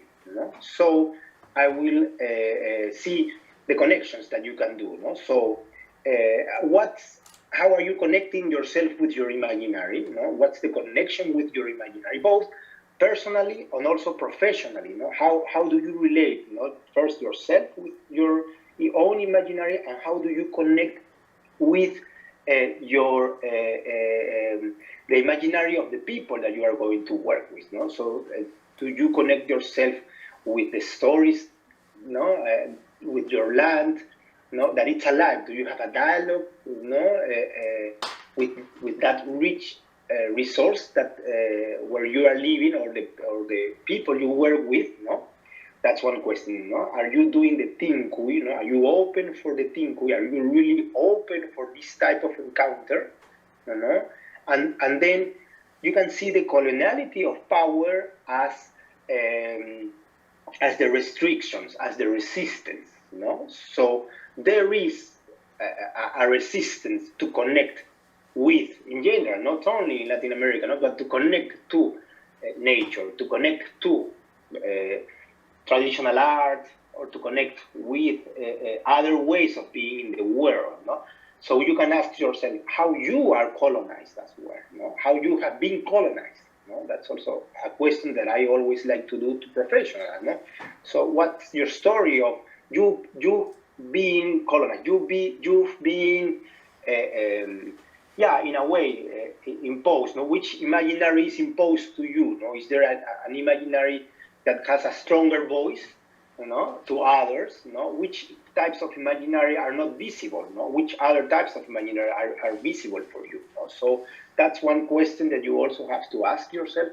And also, we all as facilitators or educators, we also have to ask ourselves how we unconsciously can also put ourselves in a position of being colonizers, no? Of really, in a way, not having maybe an approach where we impose some things, no? Or where we think that my perspective is a better way of being, you know, in the world, no? That I have the right way, in a way. Maybe this is something subtle, no? Maybe it's not something that we are conscious about, no? But these ideas, that's what I wanted to do. I know that I need to stop. I have 3 more minutes, then I will open it up, no? This is what I wanted to share, and how you connect with these ideas personally and professionally, no? How how do you do the encounters? How do you encounter yourself, no? In a way, no? Are you open to leave behind some ideas to be open to receive new ones, no? Are you open to enter into the chaos so that something new can emerge? No? Are you open to connect to your own imaginary? Are you open to research the imaginary of the place where you are going to work? Are you open to connect with the ideas of coloniality, of power in yourself, and how you have been colonized and how you might be colonizing as well? No? So I think that within the theme of the symposium that you are having, no, I think that this idea, I would like to play all of us with these ideas and have them in now, no, in this moment, no, so that we can have another way of doing tinku with nature, no, and also helping our children, no, or the children to also have a tinku with nature, no, in a way. So we have to think about these ideas, no, because the tinku is a challenge, you know. Of course, we want to encounter, we want to have a better relationship with nature, we want to change things, no. However, in order for the tinku to be possible, we need to really connect with something that has to end in us, no? That's something that we have to leave behind, no? In the worldview of the Andes, we only have to pay respect to the Pacha, no? In order to do something, no? So a way of paying respect is also giving something of ourselves, no? In order for something new to emerge. So right now, no, in these moments that we are living, no, I think that this is important. No? What do we have to leave behind in order to embrace something new to emerge?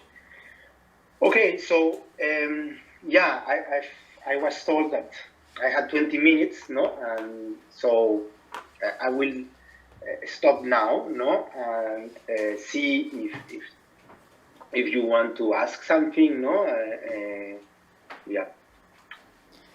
First of all, thank you so much, Jose, to be among us, and thank you for your really inspiring presentation. If you have questions for Jose, you can put them in the chat, or you can also open your camera, you can unmute your microphone so you can discuss with Jose, and you can also make your own comments. I will start with the first question, if I can. I would like to ask you, do you think that children have naturally the tinkui, and that something happens, it gets lost, and then we need to find it again? Is it natural for the children to be in this world with feeling the anima mundi and connected to nature? What do you think? Wow, that's a beautiful question, no? So first of all, I would like you, no, the one that is asking the question, and maybe you have more experience, no, with children, no, and see them if that's natural, no. I will say in a way yes, no. I will say that in a way at the beginning the connection with nature, with images, they are very alive, no, and for them it's really easy, no, to imagine, no, and having conversations with nature, with stories, no. But there is a time, no, because of some types of education, or that we can be colonized in a way, no, and we lost that, no. So that's important to reflect about. It's a good question, no, really, to be open to see how children connect with this. And I would say yes, no, at the beginning, naturally, it's they are open for tinku, open for the imaginary, open for this, but sometimes this is cut down, and we have to be aware of that. Thank you. Can you tell us more about this colonization of the imaginary? How, in which way? Wow. How? Yeah, well, yes, no, that's something that it's evolved. Well, from my experience in Peru, no, yeah, they were people in the Andes, in the Amazon, no, they were not allowed, no, in school to talk their own language. Of course, that's changing, no, and they felt shame about their traditions, about these beautiful worldviews that now we are, of course, giving them more visibility, no? But a few years ago, that was not like that, no? Even now, no? Even now in Latin America, there are other images, no? The North sounds more attractive, no? Things that come from North America, for example, the type of music or type of being in the world, it's more valuable, no?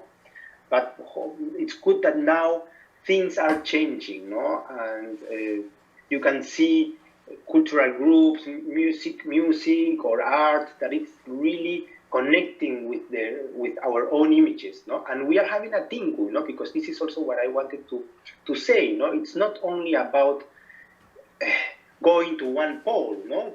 We have to connect, no? And we have to also connect with the North, with the South, and now there are groups that really do a thing with our music, with the also other types of music, and you have this kind of thing with music, hybrid music, no?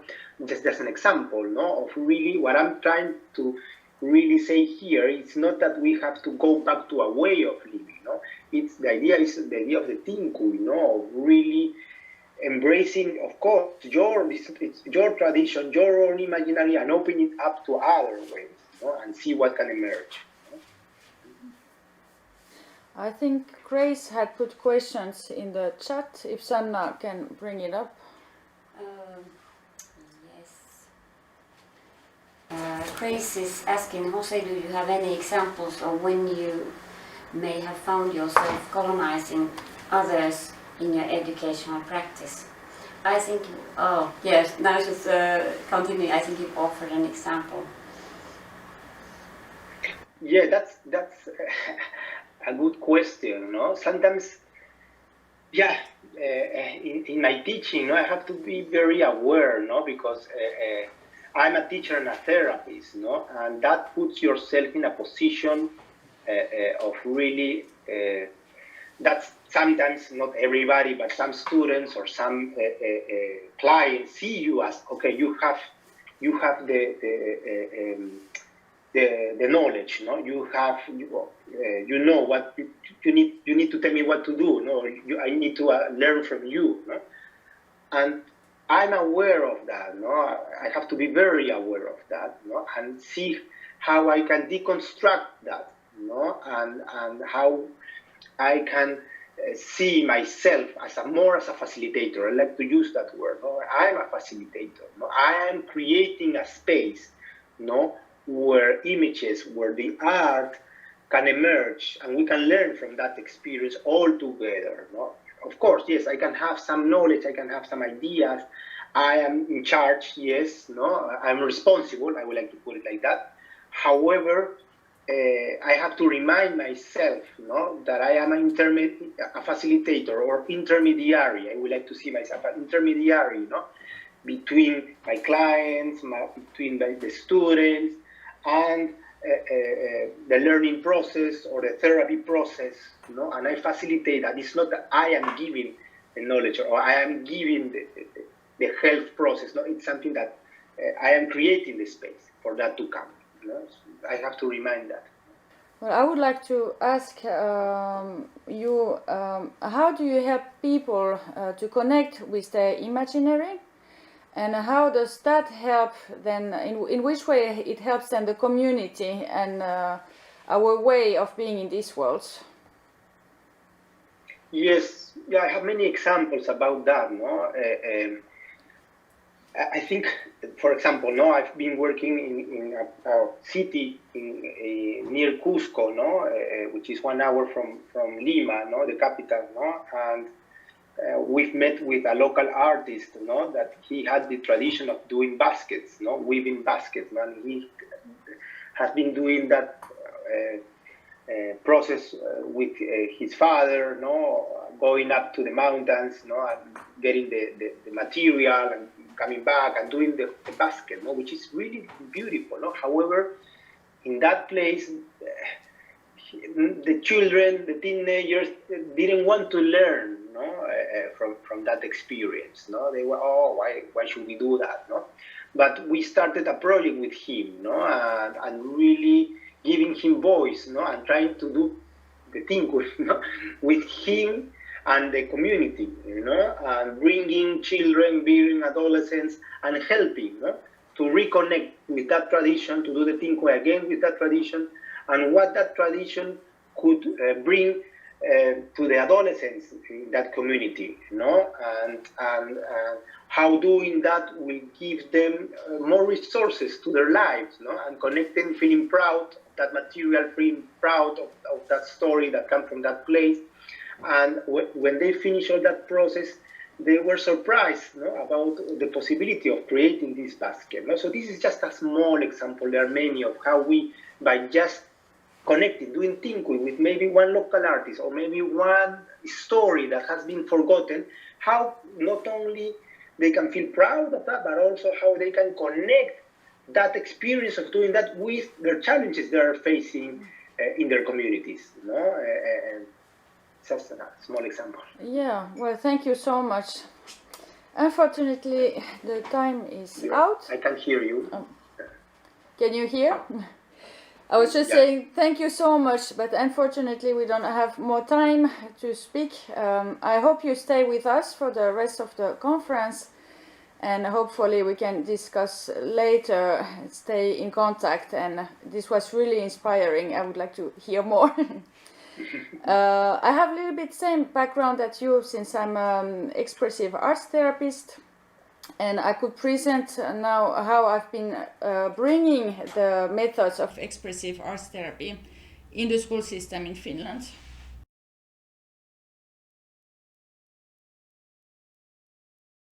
So I'm Taina de Carvalho, and I'm originally from France. I am myself an expressive arts therapist, and I work at Painovoima as cultural and well-being producer, and I teach art therapy also at Lahti Academy of Liberal and Fine Arts.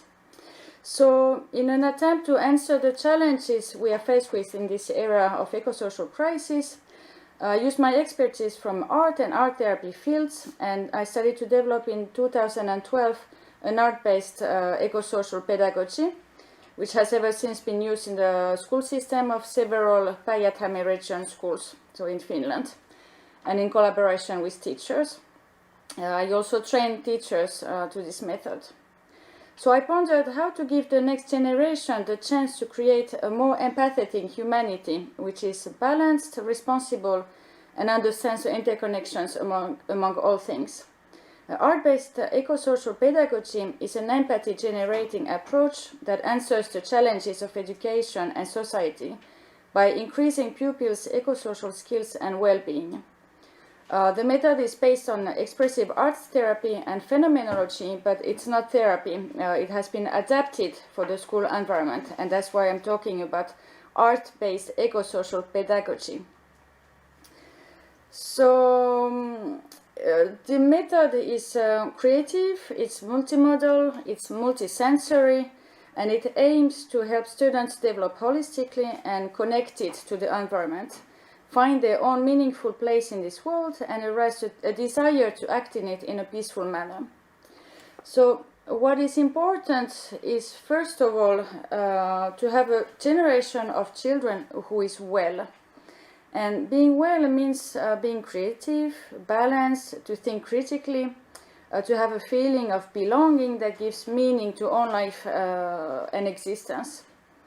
Then it's important to help children to be connected to the self, to own self. For example, by recognizing one's feeling, then to others, by recognizing others holistically and accepting them just as, and is connected to the more than human world.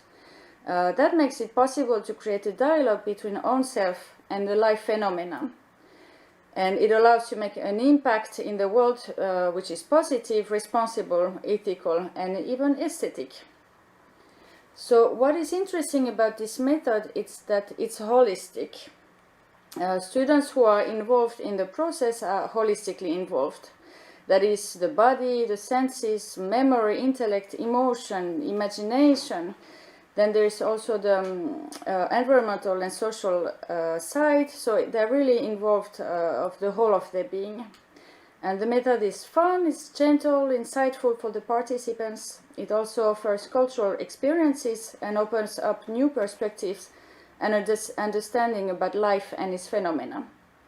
So the creative methods used, such as painting, drama, music, writing, dance, and so on, they all support children's growth holistically in their own way and help also learning and academic achievements. In practice, the method takes place in the classroom during school time, and the teacher is involved. It's a process that I've done so that I've been with one class for 2 hours at a time, once a week and in a 10-week period, and then I've had a new class. And at best I've been working with 6 classes at the same time. The process can also lead to an artistic outcome, such as performance, exhibition, or even a book. The working process and given tasks, they always start from the individuals, from the groups, and from the moments. So what this particular group needs right now. If the group is restless, for example, I'd rather come up with a calming task for them. So we're really present in the here and now. And during the process, the arts serve as a research method to address important life topics and as a tool to create a dialogue between life and the life phenomena and the self, and as a way to find a common world and understanding about the world. And my job is to provide students with a space that allows that kind of working. So the space must be secure, safe, confidential. I always use the same routines and rituals. We always start by making our own rules with the group, which brings also feeling of safety and trust. And then once the framework is created, an opportunity is given for the authentic experience to emerge. So in this picture you can see a Tingsha what I use, and it serves as a starting and ending ritual. So when the bell rings, we are all silent, we focus on the moment, we listen to the sound of the bell, and when the sound is no longer heard, we put the finger up. So when everybody has finger up, we know that now it begins and everybody is ready. And the space is not just any space, it's a liminal space. So it's a space in between spaces. We come in this space from our everyday life, and we go out from it changed. We are different then. It's a space of opportunity where you can try, experiment what we call an alternative world, and then gather new insights and resources for yourself. There is a certain structure how the process happens, and here in the graphic it's an adaptation of the expressive art therapy education, what we use in the therapy world, but I adapted it for the school world. So we have the starting ritual, a time of sharing. So where do I come from? How is my day today? Then we have a warm-up task that leads to the working time. And after the work comes the reflection time, and then harvest time. And at the end we ponder, how do we feel now? What have I learned? And in what state of mind I'm leaving that space. So this figure shows well 3 different stages of the process. That is the warming up, the working, and the reflecting task. The boy you can see in the picture was a boy that could never be involved in the classroom. He was so shy and he had so much difficulties. But in our group, somehow he managed to present his work in front of everybody. That was amazing achievement, and I think it tells how much trust there were in our group, that he felt safe enough to be seen and heard there. During the process, we also learned to look at things differently without any prejudice or stigma. It's a phenomenological way of looking at the world. And in this picture, the student gives feedback on the pottery of classmates. The feedback can be aesthetic, or it can be verbal or written. So it means what comes in my mind when I look at this pottery. In this picture, for example, you can see that it's a bunny longing for friends, needs a friend. And words like beautiful, ugly, nice are forbidden to use because they don't tell really anything. And we are really trying to practice and to have to react to what we see in a fruitful manner and in a non-judgmental way. So a dialogue can be initiated. One important thing in the process is that emotions are allowed. So students, as well as the teacher, are allowed to be sad or angry or happy. The feelings are shared in the group. We become visible and heard. And one main feeling that has unites us always has been a shared joy. We are even happy that our anger or grief has come forth and has been received and accepted. So we are together in the process. We are sharing intimate and authentic moments that would not necessarily be experienced outside the class. We are present to each other. So in this picture, we were sitting concretely in front of each other. And you can make this exercise as a game, or it can be something a bit deeper in a way that you're actually really looking the other person and trying to think, who is that person? What does he dream about? What is he afraid of? What makes him laugh? How was his morning today? So we are really trying to connect. And at the end of the process, we always have celebration, we have a party, and we give presents to each other. With that class, for example, we were writing on everybody's back, what is the most beautiful thing, what I think of this person. So everybody gets the feedback, positive feedback as a present. So it's unifying, and I think that it's exactly the success of the method. And now I do fast because time is soon over. With that group, we even wrote a book, which is Elämän reseptikirja. So it's like a life recipes book project. Every child made his own recipe about life. During the process, we went them through. We had the book publication and exhibition of the illustrations. Here you can see 3 examples from the book. The recipe, feeling of freedom. Freedom is where you can be totally yourself. The value of silence, when I am quiet, I can think clearer. And then the recipe, cooperation. Cooperation is the source of peace. So quite some wisdom came from the children. As a research method, as an art therapist, I use a phenomenological approach. That is, I make observations, phenomenological ones, which are accurate description without any preconceptions.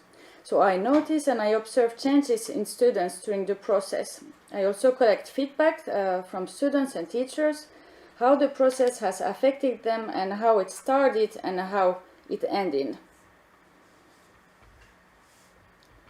And no, it doesn't. No.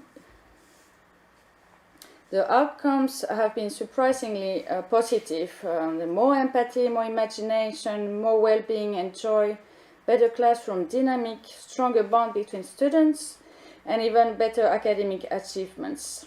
As an example, a student who could not properly write wrote his own recipe in the book, and the teacher could not believe that he was actually writing without any mistakes, but because he had a different motivation, he really wanted to be part of the project, and he knew how to write. So here are some feedbacks from the students. And finally, the challenges I have been faced with. Funding has always been the #1 challenge. The method has easily found its place in the daily life of the school, but schools may not have the budget for this. And also the cooperation with the teachers has been challenging. That is, how the teacher first accepts me in his own classroom, and how does he respond to the new way of working. For example, in the process, there's been many times teachers that have been censoring children's artwork, even though in the rules of our process we are allowed to bring forth every kind of things. And my vision and goal is to get the method officially as part of the school curriculum, and also to get the method introduced in high school, where it has had some demand. And the aim is also to train teachers in the teacher education to use that way of working, philosophy, and tools as resource in everyday school life. Here are some sources.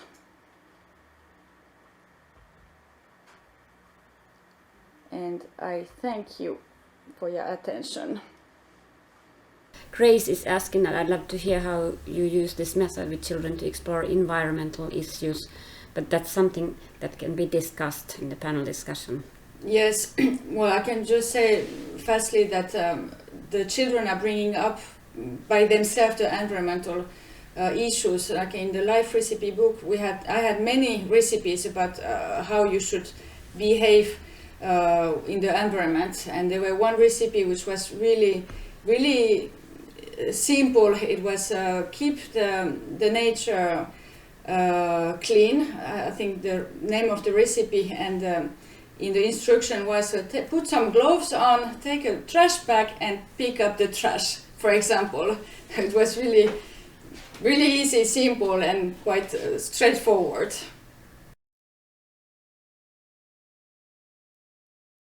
Now it's time for our panel discussion. And in the panel discussion we have Sami, who is an educator, author of non-fiction books, PhD candidate in the doctoral program of Education and Society in Tampere University. He's originally trained as an ecologist, and he's interested in how the relationship between human and other life forms can be addressed in the educational context. Then we have Marju Markkanen.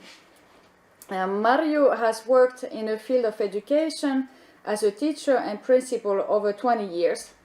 Currently, Marju works as an executive director at Kaarisilta Art and Activity Center and a vocational school for students with special needs.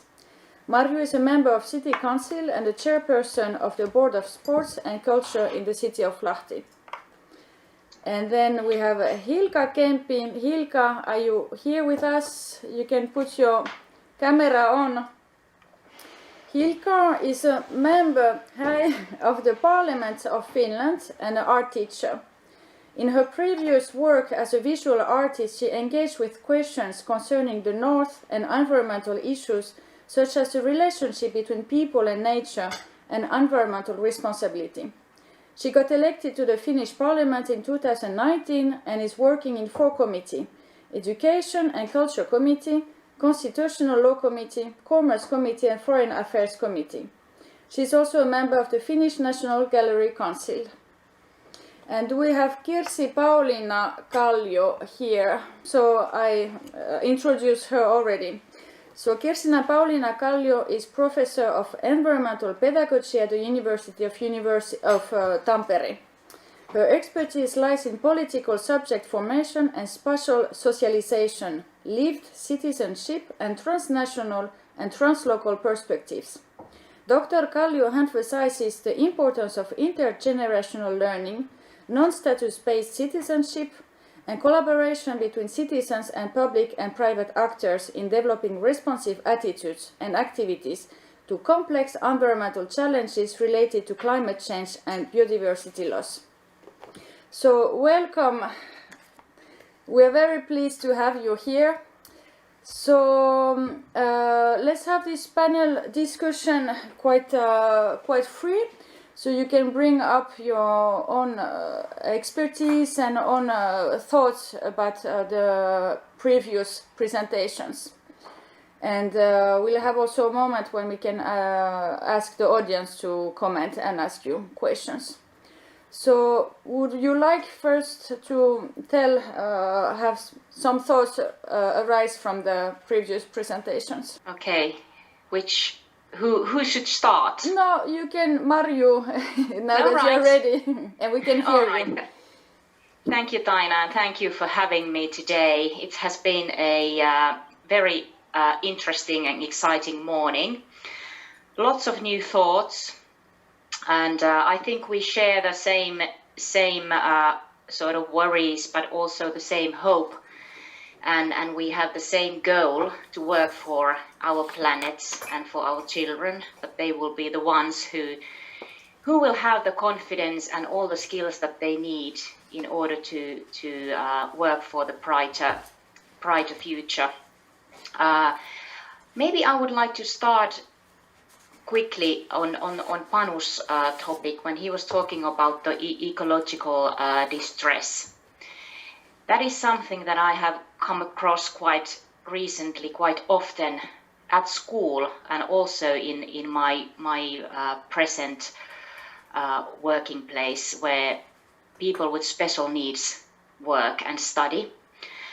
And I think that's a topic we have to be very careful, so that our children and youngsters and adults, they don't get too much stress, because the stress tends to have the influence that then learning is very difficult, and it's very difficult to enjoy being at school and being with other people and learn new things if you are under stress or you are afraid of something. So that's why we need to be very careful when we educate, that we, at the same time, when we have to deal with the facts, but we have to give hope, and we have to present our worries in a way that we can survive, and we can deal with all the problems together, that nobody is left alone. So that's something that I think about all the time, that how do I present the current state of the globe, and for example, of the coronavirus and the climate change, so that my audience or the children or the people I deal with, they don't get too worried and too stressed. So that's something that Panu really well opened up. Do you want Sami to bring your own thoughts about earlier presentations? Okay. Yeah, thanks. Yeah, there were many things that I found very interesting and useful. Maybe starting with this observation that knowledge or transferring knowledge about environmental issues is not enough, but we need other aspects of our being in this world, like being wise, and well, maybe what Grace was offering in terms of philosophy, and then also what Taina showed in his presentation about this art-based method as a transformative process, that when you enter the process you exit it, you are transformed, and I think that's something that we need on a personal and also on a communal level, transformation of worldviews and attitudes towards other species, for example. And then I found this tinku concept that Jose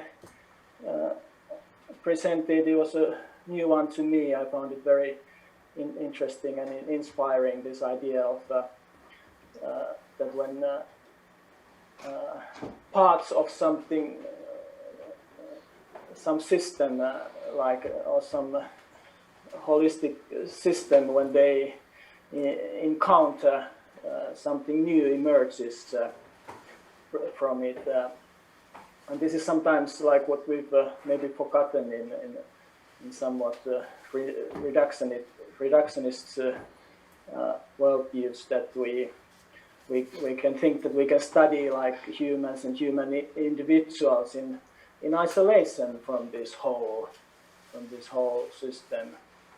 And I don't think that always gives kind of meaningful observations to us. But this idea of in encountering other forms of life and new life emerging, but also for ourselves individually, that connection, that encounter is a source of meaningfulness to our lives, and it's a way of enriching life.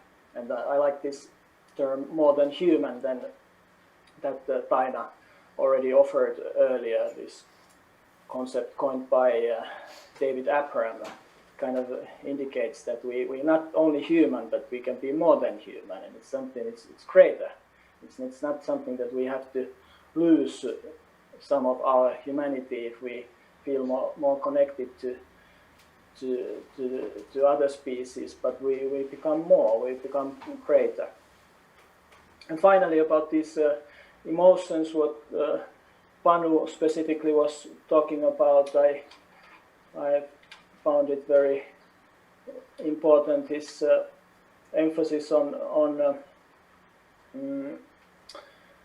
allowing all environmental emotions, also the difficult ones, but then at the same time creating space for these kind of, let's say, uplifting emotions like sense of awe and wonder, which are very important also, because we've kind of forgotten sometimes how wondrous the world is, especially like other species. We're sometimes so obsessed with our human traits that we've forgotten the rest of the world, the rest of life, and that when we find this sense of awe and wonder, that actually can lead to more empathy and love towards other species. This is an understanding that, for example, Martha Nussbaum has put forward.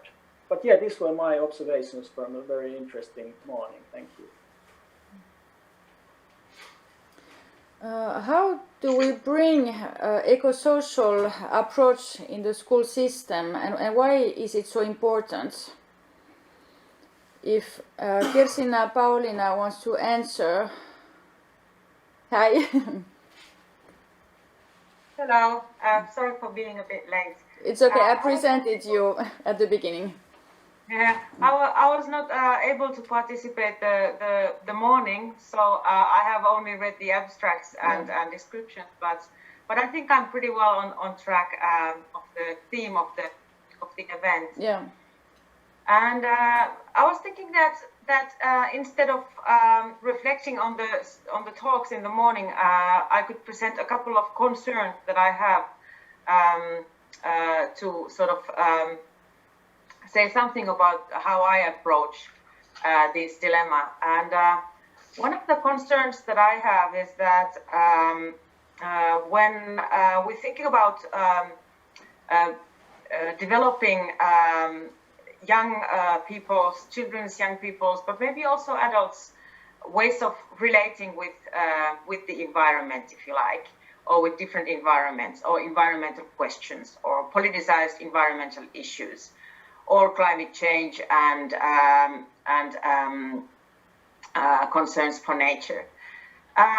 One of the things that is really difficult in this work is that we should be able to, if we want people to think differently and act differently than they maybe do at the present, and provide opportunities for people to develop agency that would be environmentally sustainable and encourage critical ways of being in the world, we should be able to connect with the existing experiences that people have, the existing environmental relations that people have.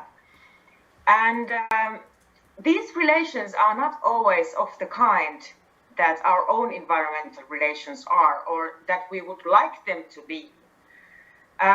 Environmental issues are so thoroughly politicized in the society that even the children who enter the kindergarten, the school, primary school, and especially later on, but all the way from the start, the children already have many kinds of environmental relations that they have developed as part of their everyday lives, their families, their close relations, the places in which they live.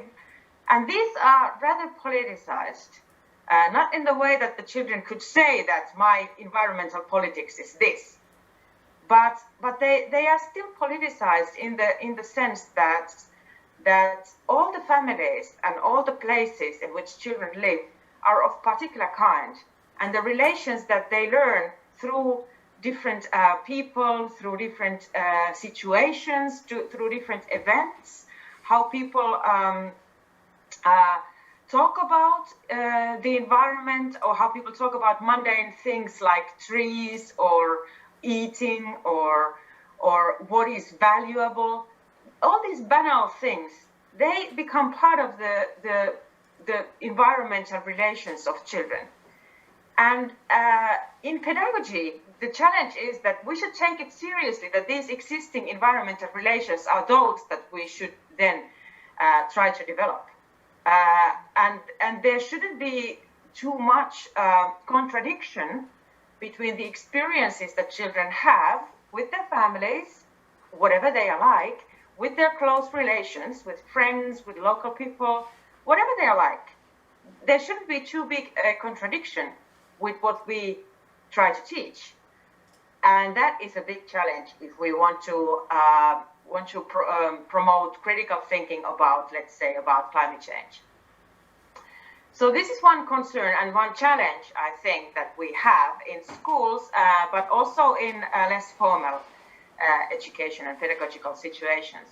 The second concern that I have is that the current approach, the dominating approach to environmental agency in the West at least, is very individualistic and very much embedded in the idea of the liberal subject as the basic unit of democracy, which I think this is one of the reasons why many people experience anxiety and really like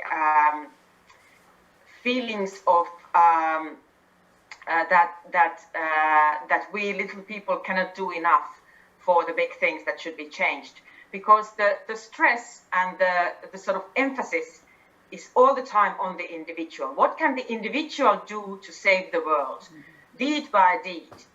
Choose your eating, choose your transportation, make the choices every day, make the good choices and carry the responsibility as an individual person. And this dominant discourse, I think it's very harmful to systemic change, but also harmful to people's well-being as environmentally aware subjects. So these are the two concerns that I think that we meet as, and we should meet as challenges in environmental pedagogy. So this is my sort of starting point. Very nice to be here. Thank you. Does somebody want to react? It's really important point what you just brought up, Kirsi, Pauliina. I thank you for that. What about yeah? Yeah, please, if I can comment Yes. quickly on especially the second part. Yes, the first part. Yes, I totally agree with you that if the environment at school and the values at school are very different from the values and the ways of life at home, then of course it's very hard to sort of find the common ground to sort of move in one direction, because of course there are many environments where the child is being brought up and he meets lots of people on the way. But at the same time, I still believe that a school is a good sort of mini society, that where we practice things, where we create new ideas, and especially on your second worry about the individualistic world is that we have to focus on practicing social skills. We have to practice, we have to put emphasis on practicing how do we solve problems together? How can we learn new things together so that everybody is needed in this learning process and everybody is needed in solving big problems? That is very, very important to start at an early age, that nobody is, that you should only do this and you should watch what you are eating. But it's more of something that we share, and nobody can do this alone, and nobody should feel that they are left alone. Just a quick comment here. Hilkka, if I can continue from there, what about in the parliament? Have these issues been brought up? Are they discussed? Thank you. I hope you can hear my voice still. Yes, perfect. Thank you for inviting me this panel discussion, and thank you for the seminar previously. It was actually really interesting, and I'm super happy to hear that and hear this whole seminar. And also a happy environmental year for Lahti and this whole Europe. I think it's time to celebrate, and this seminar is a great point to do that as well. But I have been listening the morning and the day as well with really with a high interest, because these topics are not really far away from the government program or the educational planning, what we are doing currently in the Helsinki as well. Greetings from Parliament, but also greetings from in the middle of forest. I'm currently in Asikkala, and in the morning I saw paw pictures in the snow about lynx, and the nature is really close here. So the topic is actually really interesting from my perspective as well. I think I will go back to a bigger picture at this point, because I have started to think about the generations a lot. There was actually talking about generations during the keynote speakers as well. And I have started to think within the politics how important it is to have generations to reaching the same goal. Because especially what comes to the climate crisis or what comes to the corona crisis currently, we need to have a mutual understanding between the generations to make this hope work and to make the actions as well, not only speaking. And I feel I'm a 33 years old parliamentarist currently, and when I got born about 33 years ago, there was actually the first inventions of climate crisis from the research field at that time. And now when I have 2 weeks since I'm hopefully in the hospital having my first child, and currently we have the corona crisis, and between this we have had financial crisis. So there has happened a lot of crisis after crisis, and people are a little bit, I feel, insecure, or I feel they are a little bit insecure, and they are searching for the space where they do not need to stress so much as they need now. So the actions are really needed. And when we started this government program, I remember it really clearly. Our first goal was to make this, I can read it currently, how it's written in the program, inclusive and competent Finland as socially, economically and ecologically sustainable society.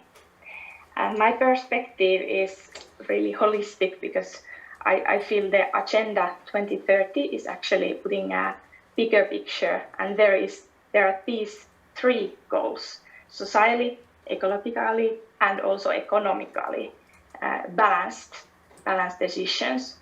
And as I see them now, and when I was listening these keynote sessions, I feel in general that education matters a lot.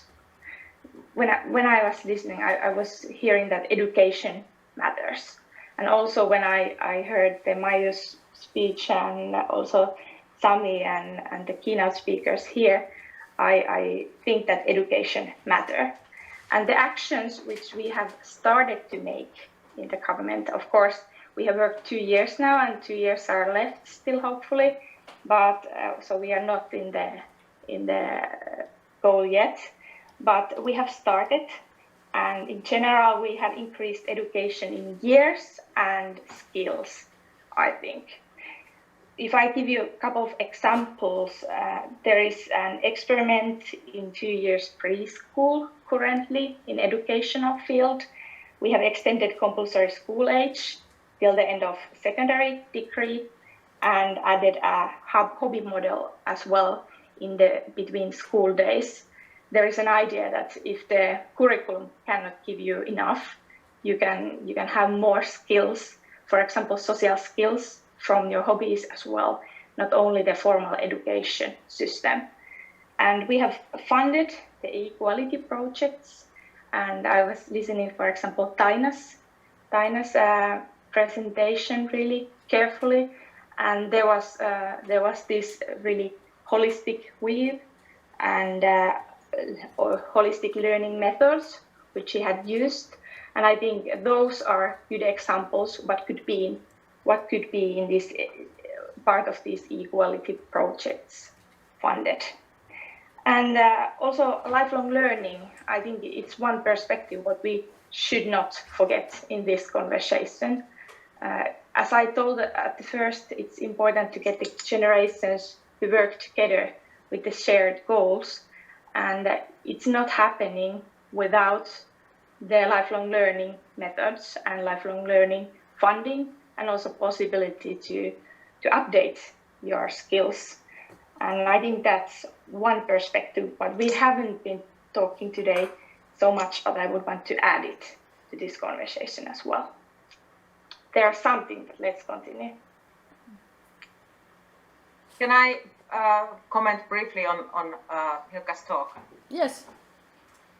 I really welcome the idea of intergenerationality. That's something that I have been considering in my own work as well. I think intergenerational learning and intergenerational ways of acting are really one key to creating sustainable societies. And in the background of my talk is a climate event that some children and youth organized in Tampere about 2 years ago as part of the Fridays demonstrations around the world. And I think these kinds of events are really good at showing that there are ways in which everybody, nearly everybody from any age group can come together and meet each other and discuss and change views. And that is very productive, because people from different generational positions, I rather like to talk about people in different generational positions than age, because age sort of gives the idea that it's something that sort of builds up and gets better by years. But I don't like to think about age in that way. I think if you think that people are in different generational positions, that also means that people have different kind of knowledge that comes from those positions in which they are and the life experiences that they have had during the time that they happen to live. And there are so many different times and contexts, placed attachments, environments in which people have lived their lives and learned about what the nature is, what environment is, what kinds of environmental relations can be sustainable and could be developed, that all the dialogue that we can bring and encourage between people from different generational positions would be very, very productive. And this is not done a lot, actually. I haven't heard of many projects where in schools or in hobbies or in other vocational contexts, people from different generational positions would be brought together, that elderly people would be brought to school to share their views with children, or children would be brought to elderly care institutions to share their thoughts with the people who live there, or any other generational aspects. So I think this is something that should really be encouraged, especially in institutional settings where you need to think like, how can we bring very different kinds of knowledges together? And this includes knowledges that I began with, that there are families in Finland that do not share many ideas regarding the environment, and bringing them into dialogue through these generational encounters. And I like the idea that Sami used about encounters, that creating encounters that are something that people get surprised of how other people think. I think this can be very fruitful in bringing forth sort of the variety and the difficult questions that there are, that it's not only about ecological sustainability, as you said, but it's also about economy a lot. I'm also in this funny place at the moment where economy plays a big role with the forests, like in Asikka or around there. So it's also about economy, but it's also about the social society and the cultural society and the multicultural society where we live, where we need to learn to bring these very different ways of living and ways of thinking and possibilities of living. Not everybody has the same possibilities to act and experience and do things together. That could be a way forward to through sort of democratic practices to a more sustainable society. Thank you.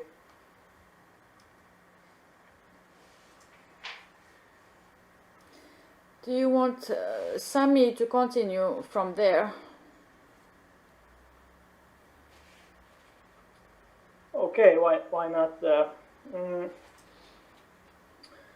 Yeah.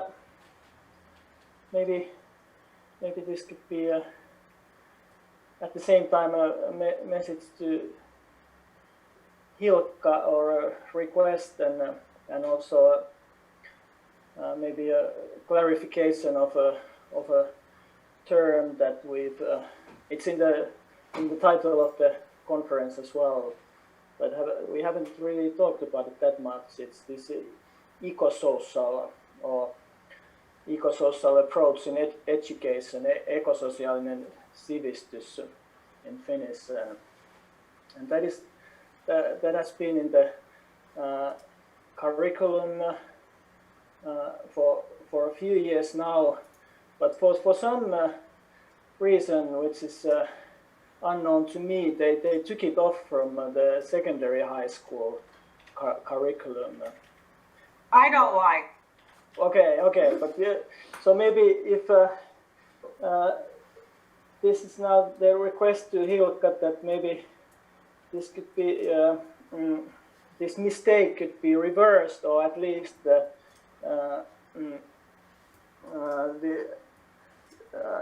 it wouldn't be taken off from the other levels of curriculum.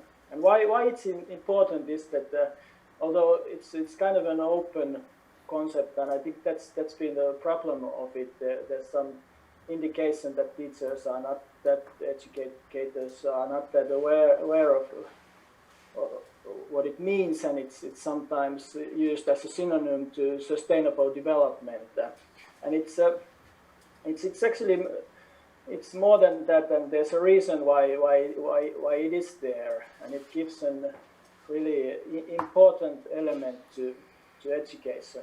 Now, we've noticed actually maybe that this sustainable development hasn't been such a transformative process. We still have a situation where we treat nature or other species as an instrument, and quite often some human social activities such as the economy as something intrinsic.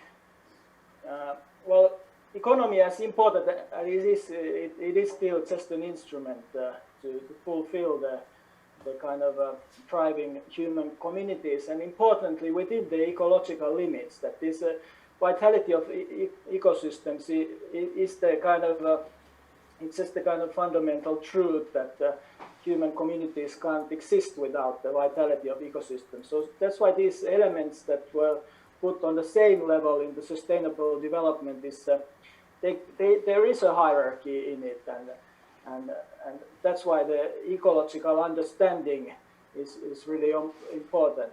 The other thing what the ecological understanding brings is the idea that what I actually already mentioned briefly, that it's actually meaningful to observe an organism like human or even human communities only with its diverse relationships, and also with humans these relationships, some of them are with other species. So that's why this merging of the terms eco and social is really important. When we talk about social issues, we often only limit those issues happening within the human contexts, and that is a problem, because then it's really difficult for us to correct these faulty, harmful interactions that we have with other species. We have to understand that our lives are always, social lives are always also consisting other species. So it's kind of like, we could call it multi-species sociality, or just eco-social worlds.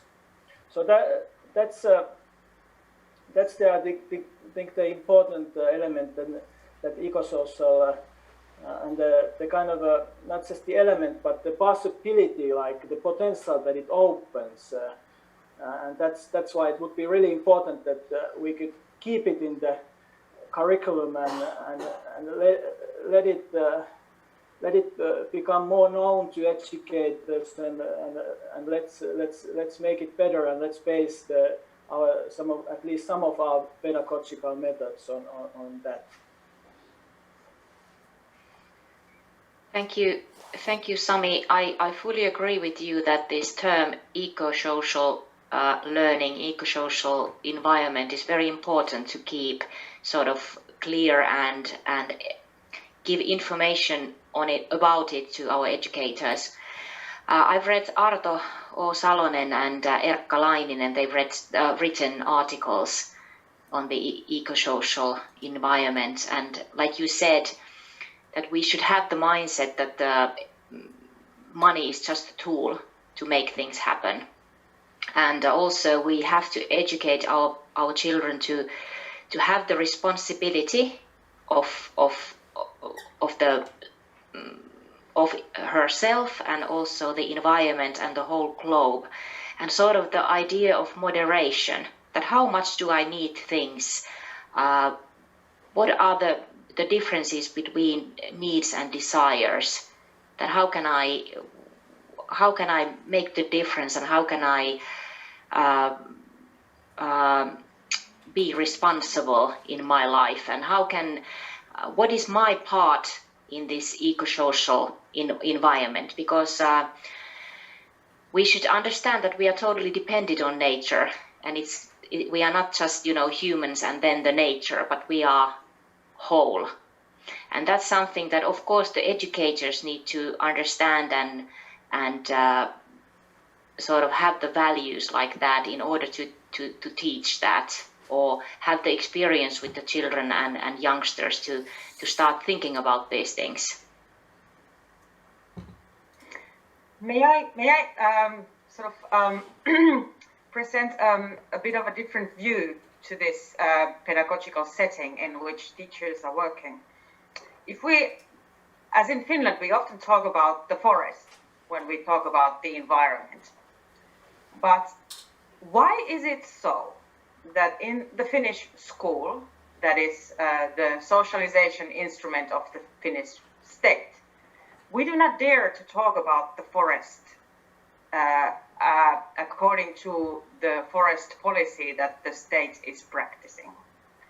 How do we put together the idea that the children should feel responsible of the things that they do when the state doesn't dare to say to the children that our forest policy is economically driven very strongly?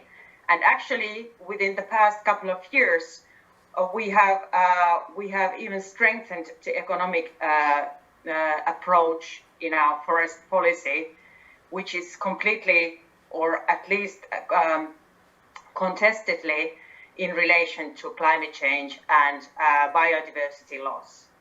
So these are things that I think we should also consider at school and with the teachers, the sort of problematic situation of the teacher, how to open up the world, the very politicized environmental world, to the children, so that they would not be misled to think that the world in which their agency is developing is completely supportive of very sustainable practices, but that it's very contested. Because I think this is one part of the environmental anxiety that we are seeing, for instance, in the higher secondary school level, in Lukio, in the youth who are getting depressed of climate change, because they realize at that point when they can see how the systemic change is not responded to, or how difficult it is at the state level and in interstate relations to create a sustainable world in a world that is so fundamentally globally economically driven. And in Finland, forest policy is something that cannot be detached from this. So I think we should be a bit careful with the responsibilization of the children of their own little doings, that through which the world can be saved. Because this can, in the longer run, this can lead to this anxiety and this depression of realizing that the little things that I do compared to what my country actually is doing are very controversial.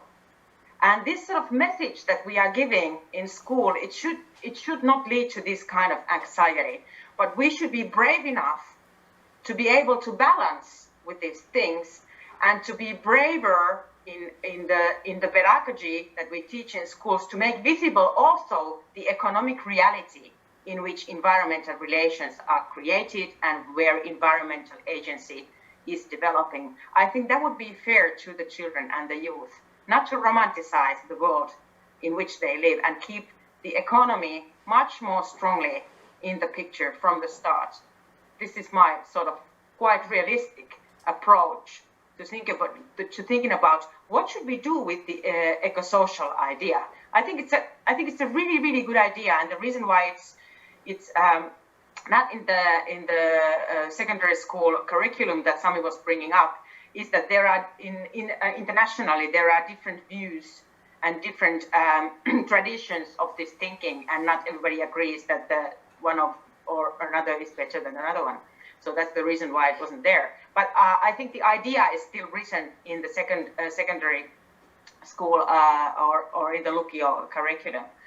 So it's still very much in this spirit. And I think the curriculum at the moment in all levels is a very good starting point for starting to do better environmental pedagogy in schools.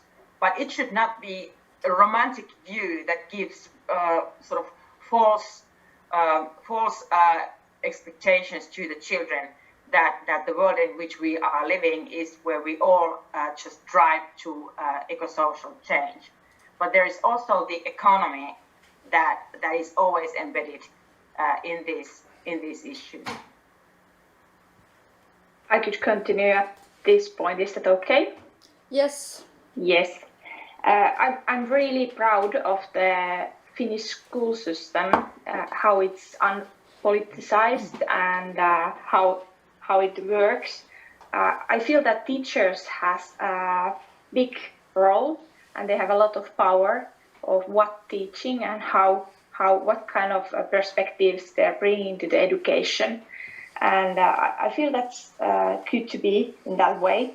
But in the same time, I feel that the schools should open a little bit their doors for researchers and also for the third sector to improve the dialogue between the other conversations as well, so that people could feel more safe, or the students could feel more safe and to have more hope, so that they could deal with their hard issues, and they would need to go to have the climate demonstrations maybe if they could have more space in the school to have the hard topics to talk at as well. And there usually when there is a big crisis or some subjects what we want to change, we always look at the curriculums. And I understand it totally as a teacher. I understand it totally because they're really important, and also as a member of the Finnish board of Finnish National Agency for Education. But in the same time, I feel that the curriculums, we have a certain amount of hours during our teaching weeks, and we have shared them in pretty many topics. So the answer is not always changing the curriculum.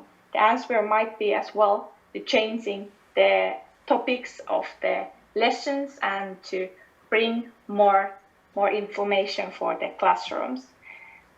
Like, yes, maybe that's my perspective at this point. I feel as well that this eco-social education is not widely known within the teachers. It's maybe one subject what we need to continue to educate our teachers as well. The teacher education is really good, but it's always you're between 20 and 30 when you have your education, and then you're maybe teaching 40 years. So teachers needs as well some continuing education during their career, and it's understandable, of course. But I feel that the biggest thing is not the curriculum, maybe. The biggest thing is actually to talk about the hard issues and also the climate change. It's a subject which is sharing generations and which is sharing people from different political views. So it needs to be it needs to have more dialogue, and maybe I believe in methods which, for example, Taina was raising before, like the methods to open dialogue and the methods to open holistic perspective. I feel that we have new methods what we could use at schools, and within those to improve the mutual understanding as well, and to have hard topics as well to share. We can't be in the different perspectives during our whole life, so we need to share our common thoughts as well. And then there were a couple of points which I would want to raise to this conversation from the previous keynote speakers. For example, Jose was asking that, how are you colonialized? And I think that was really interesting question.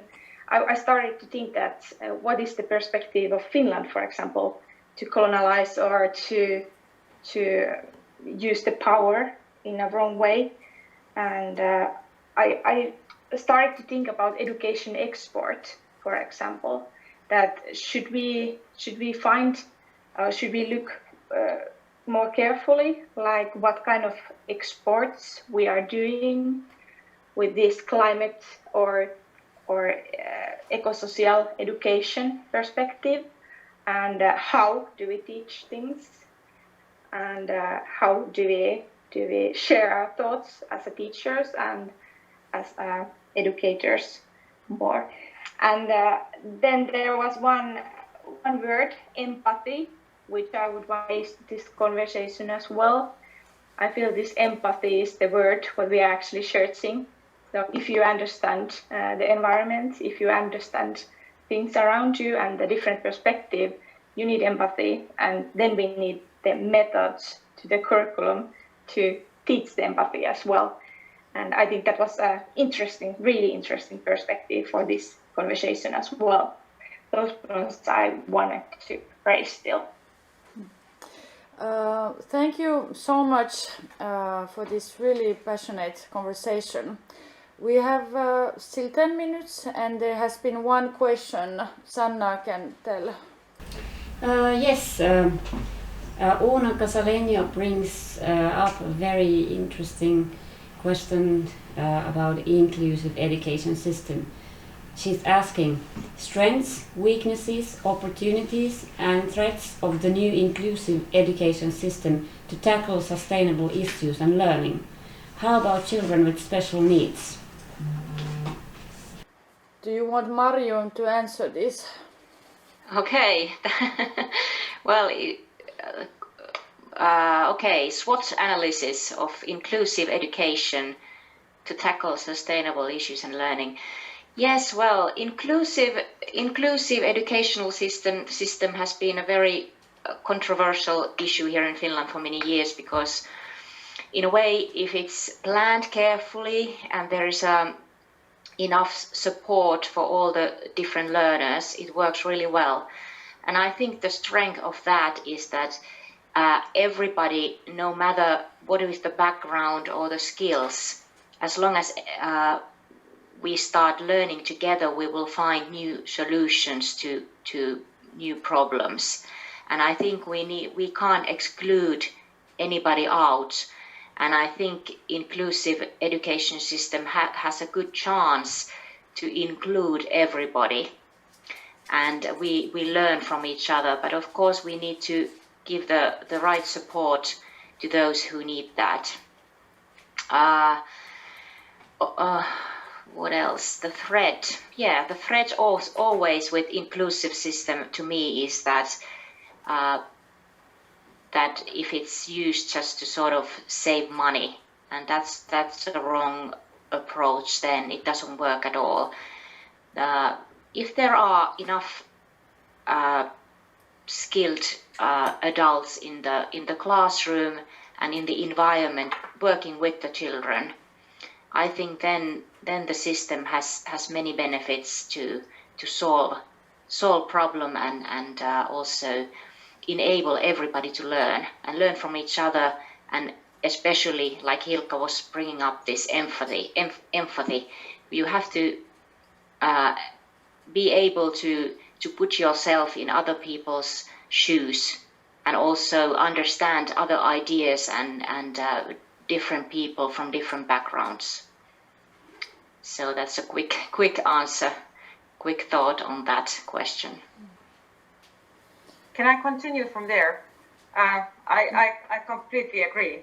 I think it's when you think about environmental issues, they concern everybody, and like Sami was saying, describing the idea of the sort of living in a mutual world with different organic creatures, and also the inorganic world, we're connected, and we cannot survive without other organisms. This is true to everybody. But I think that's exactly when we have very different kinds of people, be they from different generational positions or having different abilities to act and different restrictions to agency and different challenges in life, makes really visible what I've been trying to convey about the sort of critique of the individualistic approach. It makes visible that you cannot request the same things from everybody. Nobody if you have difficulties in moving, let's say you're sitting in a wheelchair and that there's nothing you can do about it. No one requests that you cycle to work every day. It doesn't make any sense. But when that person is not there, when only able-bodied people are present, then there can be an idea that let's challenge everybody to cycle to school every day, and you get points when you cycle to school, and you don't even think that not everybody can cycle. So I think having many kinds of people from different societal positions and with different capabilities and different possibilities and different approaches makes really visible that the thing is not that we should all do the same things, but that we should find ways of acting together and having an influence together across difference, but also across the sort of individual citizen and corporations, different organizations, public actors, policymakers, and everybody who is in the society acting for a more sustainable world. And I think this has not been used enough in environmental pedagogy. There is some collaboration between NGOs and other actors who really do environmental education and act with schools. But there is very little collaboration between, for instance, business actors or different organizations, or even the city, with the schools and with kindergartens and with different institutions of education, to show that if we can identify, for instance, an easy example is heating. If we can talk about the heating of the school and why does it use so much fossil energy, then we could have the suppliers of energy in the region, the city who takes care of the heating of the schools, and then the students and the teachers to think together, how can we reduce the amount that we need fossil fuels to heat up the schools? And there can be very creative ways of responding to these issues together. For instance, knitting woolen socks at school and using them in the school so that you can put the heating a bit down. And in response, the city and the power supplier would do other things. For instance, compensate for their use of fossil fuels to reduce the carbon print of the schools.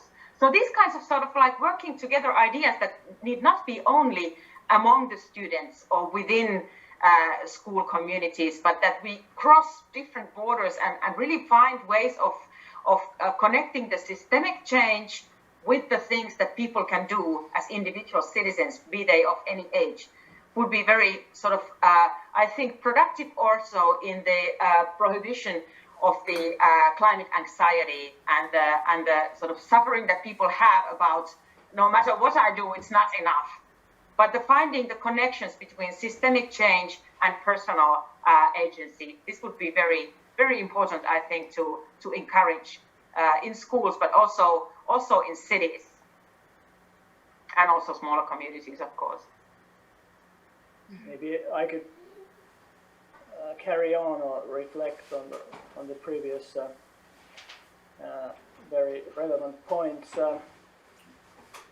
First thing, I think I agree with this the emphasis on the individual that's prevalent in the schools and in the education system, and I think it highlights our whole society, of course, that we're struggling, like seeing beyond the individual quite often. But then I'd like to kind of make some kind of a difference between this kind of pedagogy that is maybe most closely related to climate education, that perhaps is something that's demanding action from individuals, individual actions like cycling and recycling, etc. And then kind of making a case for this kind of pedagogy that's somehow a bit wider and which could be called this eco-social pedagogy. And I don't see it as kind of a luxury or an ableist school of education where only the capable or the middle class can attend to, but I rather see it something that is quite possible to make it accessible for everyone. And in the heart of this is this direct interactions that we have with the rest of the nature, other species, and how these kind of pedagogy that deals with this direct interaction, not always like going through our human language or politics or the kind of the spell of the discursive, but rather going directly into the relationship, and that's something that I see in practice missing from in most education systems, but it's something that my wish is to bring it to the Finnish system more. And I also think that there has to be kind of a balance between education being like also a tool, a means for change, social or eco-social change. It's true what Kirsi Pauliina said, that if we give too much of a contrast view of how the things are, that kind of these kind of constructions will somehow be also like harmful. But then I think we have to enable this kind of transformation process in the education that can really make a difference. And I'm not talking about individual actions, but rather this transformation that deals with the whole community at the same time. Hey, thank you so much. I'm sorry I have to cut you. The time is up, but if I can ask now, firstly, if you can say in few words, each of you, how do you imagine the future of education, or how you would wish it to be like?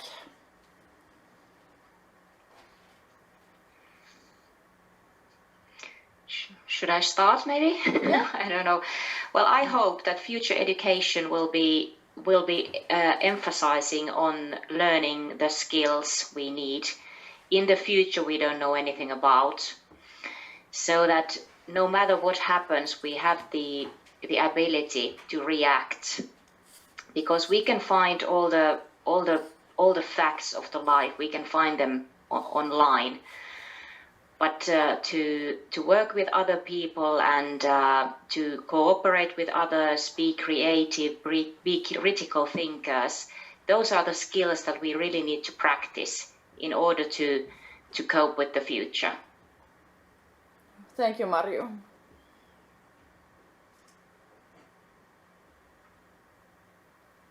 Well, perhaps I'll go next. I hope that the future of pedagogy is such that that the society can be more present in our educational institutions, and that our educational institutions will open up to the society and to the environment, so that more connections, more encounters, more mutual intergenerational learning can start to take place. And I would really like to see things like this happening in Lahti now during this important year. So I wish all the best of luck to Lahti in their endeavor to become an environmentally better city. Thank you, Kirsi Pauliina. Do you want Hilkka to say? Yes, I can continue. I feel it's not time to argue about terms or circumstances, or more, it's time to make a change. That at this point, we need education, empathy, and environmental understanding. And I feel that the future education needs to be brave and proactive. Yeah. Thank you, Hilkka. And then Sami. Okay, I wish that in the education, well, not all of it, of course, but part of it would teach children and all intergenerational beings skills that we need in the interactions with other species, and these skills are of course something that we need with interactions with other humans as well. And one example is this kind of methods that Taina was presenting earlier. Thank you. Thank you so much for participating in this event and bringing your expertise. Really inspiring. And now we are a little bit over the schedule, but it's okay.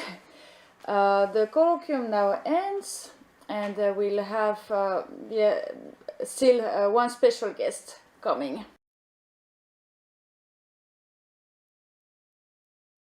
Thank you, Green Lahti, to make this gathering possible, and thank you for all the people involved in making it happen.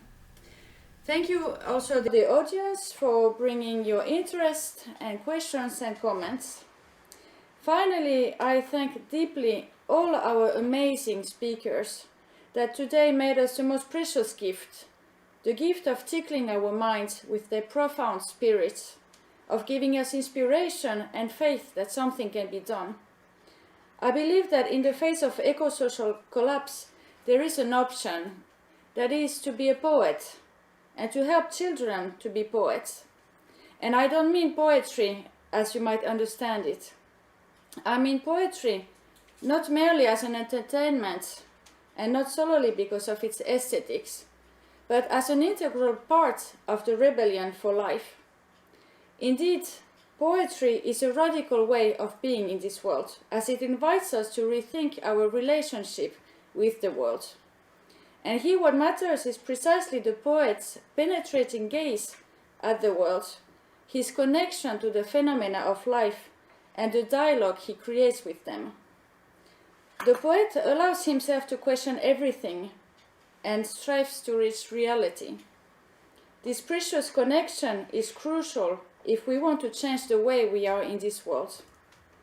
Let us imagine a moment if in the education system we would encourage children to look at and sense life and its phenomena, aware that we are part of the web of life, that the environment would live both externally and internally. What kind of world would that be? Rainer Maria Rilke said in Letters to a Young Poet, "If your daily life seems poor, do not blame it. Tell yourself that you are not poet enough to call forth its riches. If you will stay close to nature, to its simplicity, to the small things hardly noticeable, those things can unexpectedly become great and immeasurable." So we need to help children to connect with life's grandeur, so the relationship with it can be only a relation of respect. And I will let you now with our great local poet and artist, Auli Kokkonen, who will present her inspiring poem about unity, connection, and respect of all life. Auli Kokkonen. Thank you, Taina. Hi, everybody. I'm reading my poem, I Own. I am sitting right here on my seat of solid rock, made by the greatest mother of all. I am talking to my birds and trees and stones, and they are answering to me. This all belongs to me. Nothing belongs to me. I do not own this place, no birds, no trees, no stones, no this seat. I own nothing. I could never know how many have been here before me, sitting on their earth-made seat and speaking with their birds and trees and stones. Who may come after me? Am I old or new? I own nothing. Still I say, my seat of solid rock, my birds, trees, stones, my wind, beam of sun, my round full moon in clear April night. When I dare to say this, it comes with the greatest responsibility. Thank you. So let us be inspired by Auli's words. Myself really emotional about this happening, about all your words, and I hope we are going in the right direction. So this colloquium is now over.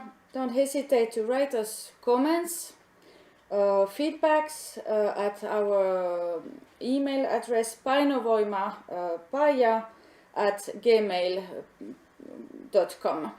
So we will put in the chat the address because Finnish word might be difficult for you to understand. Thank you so much, everybody.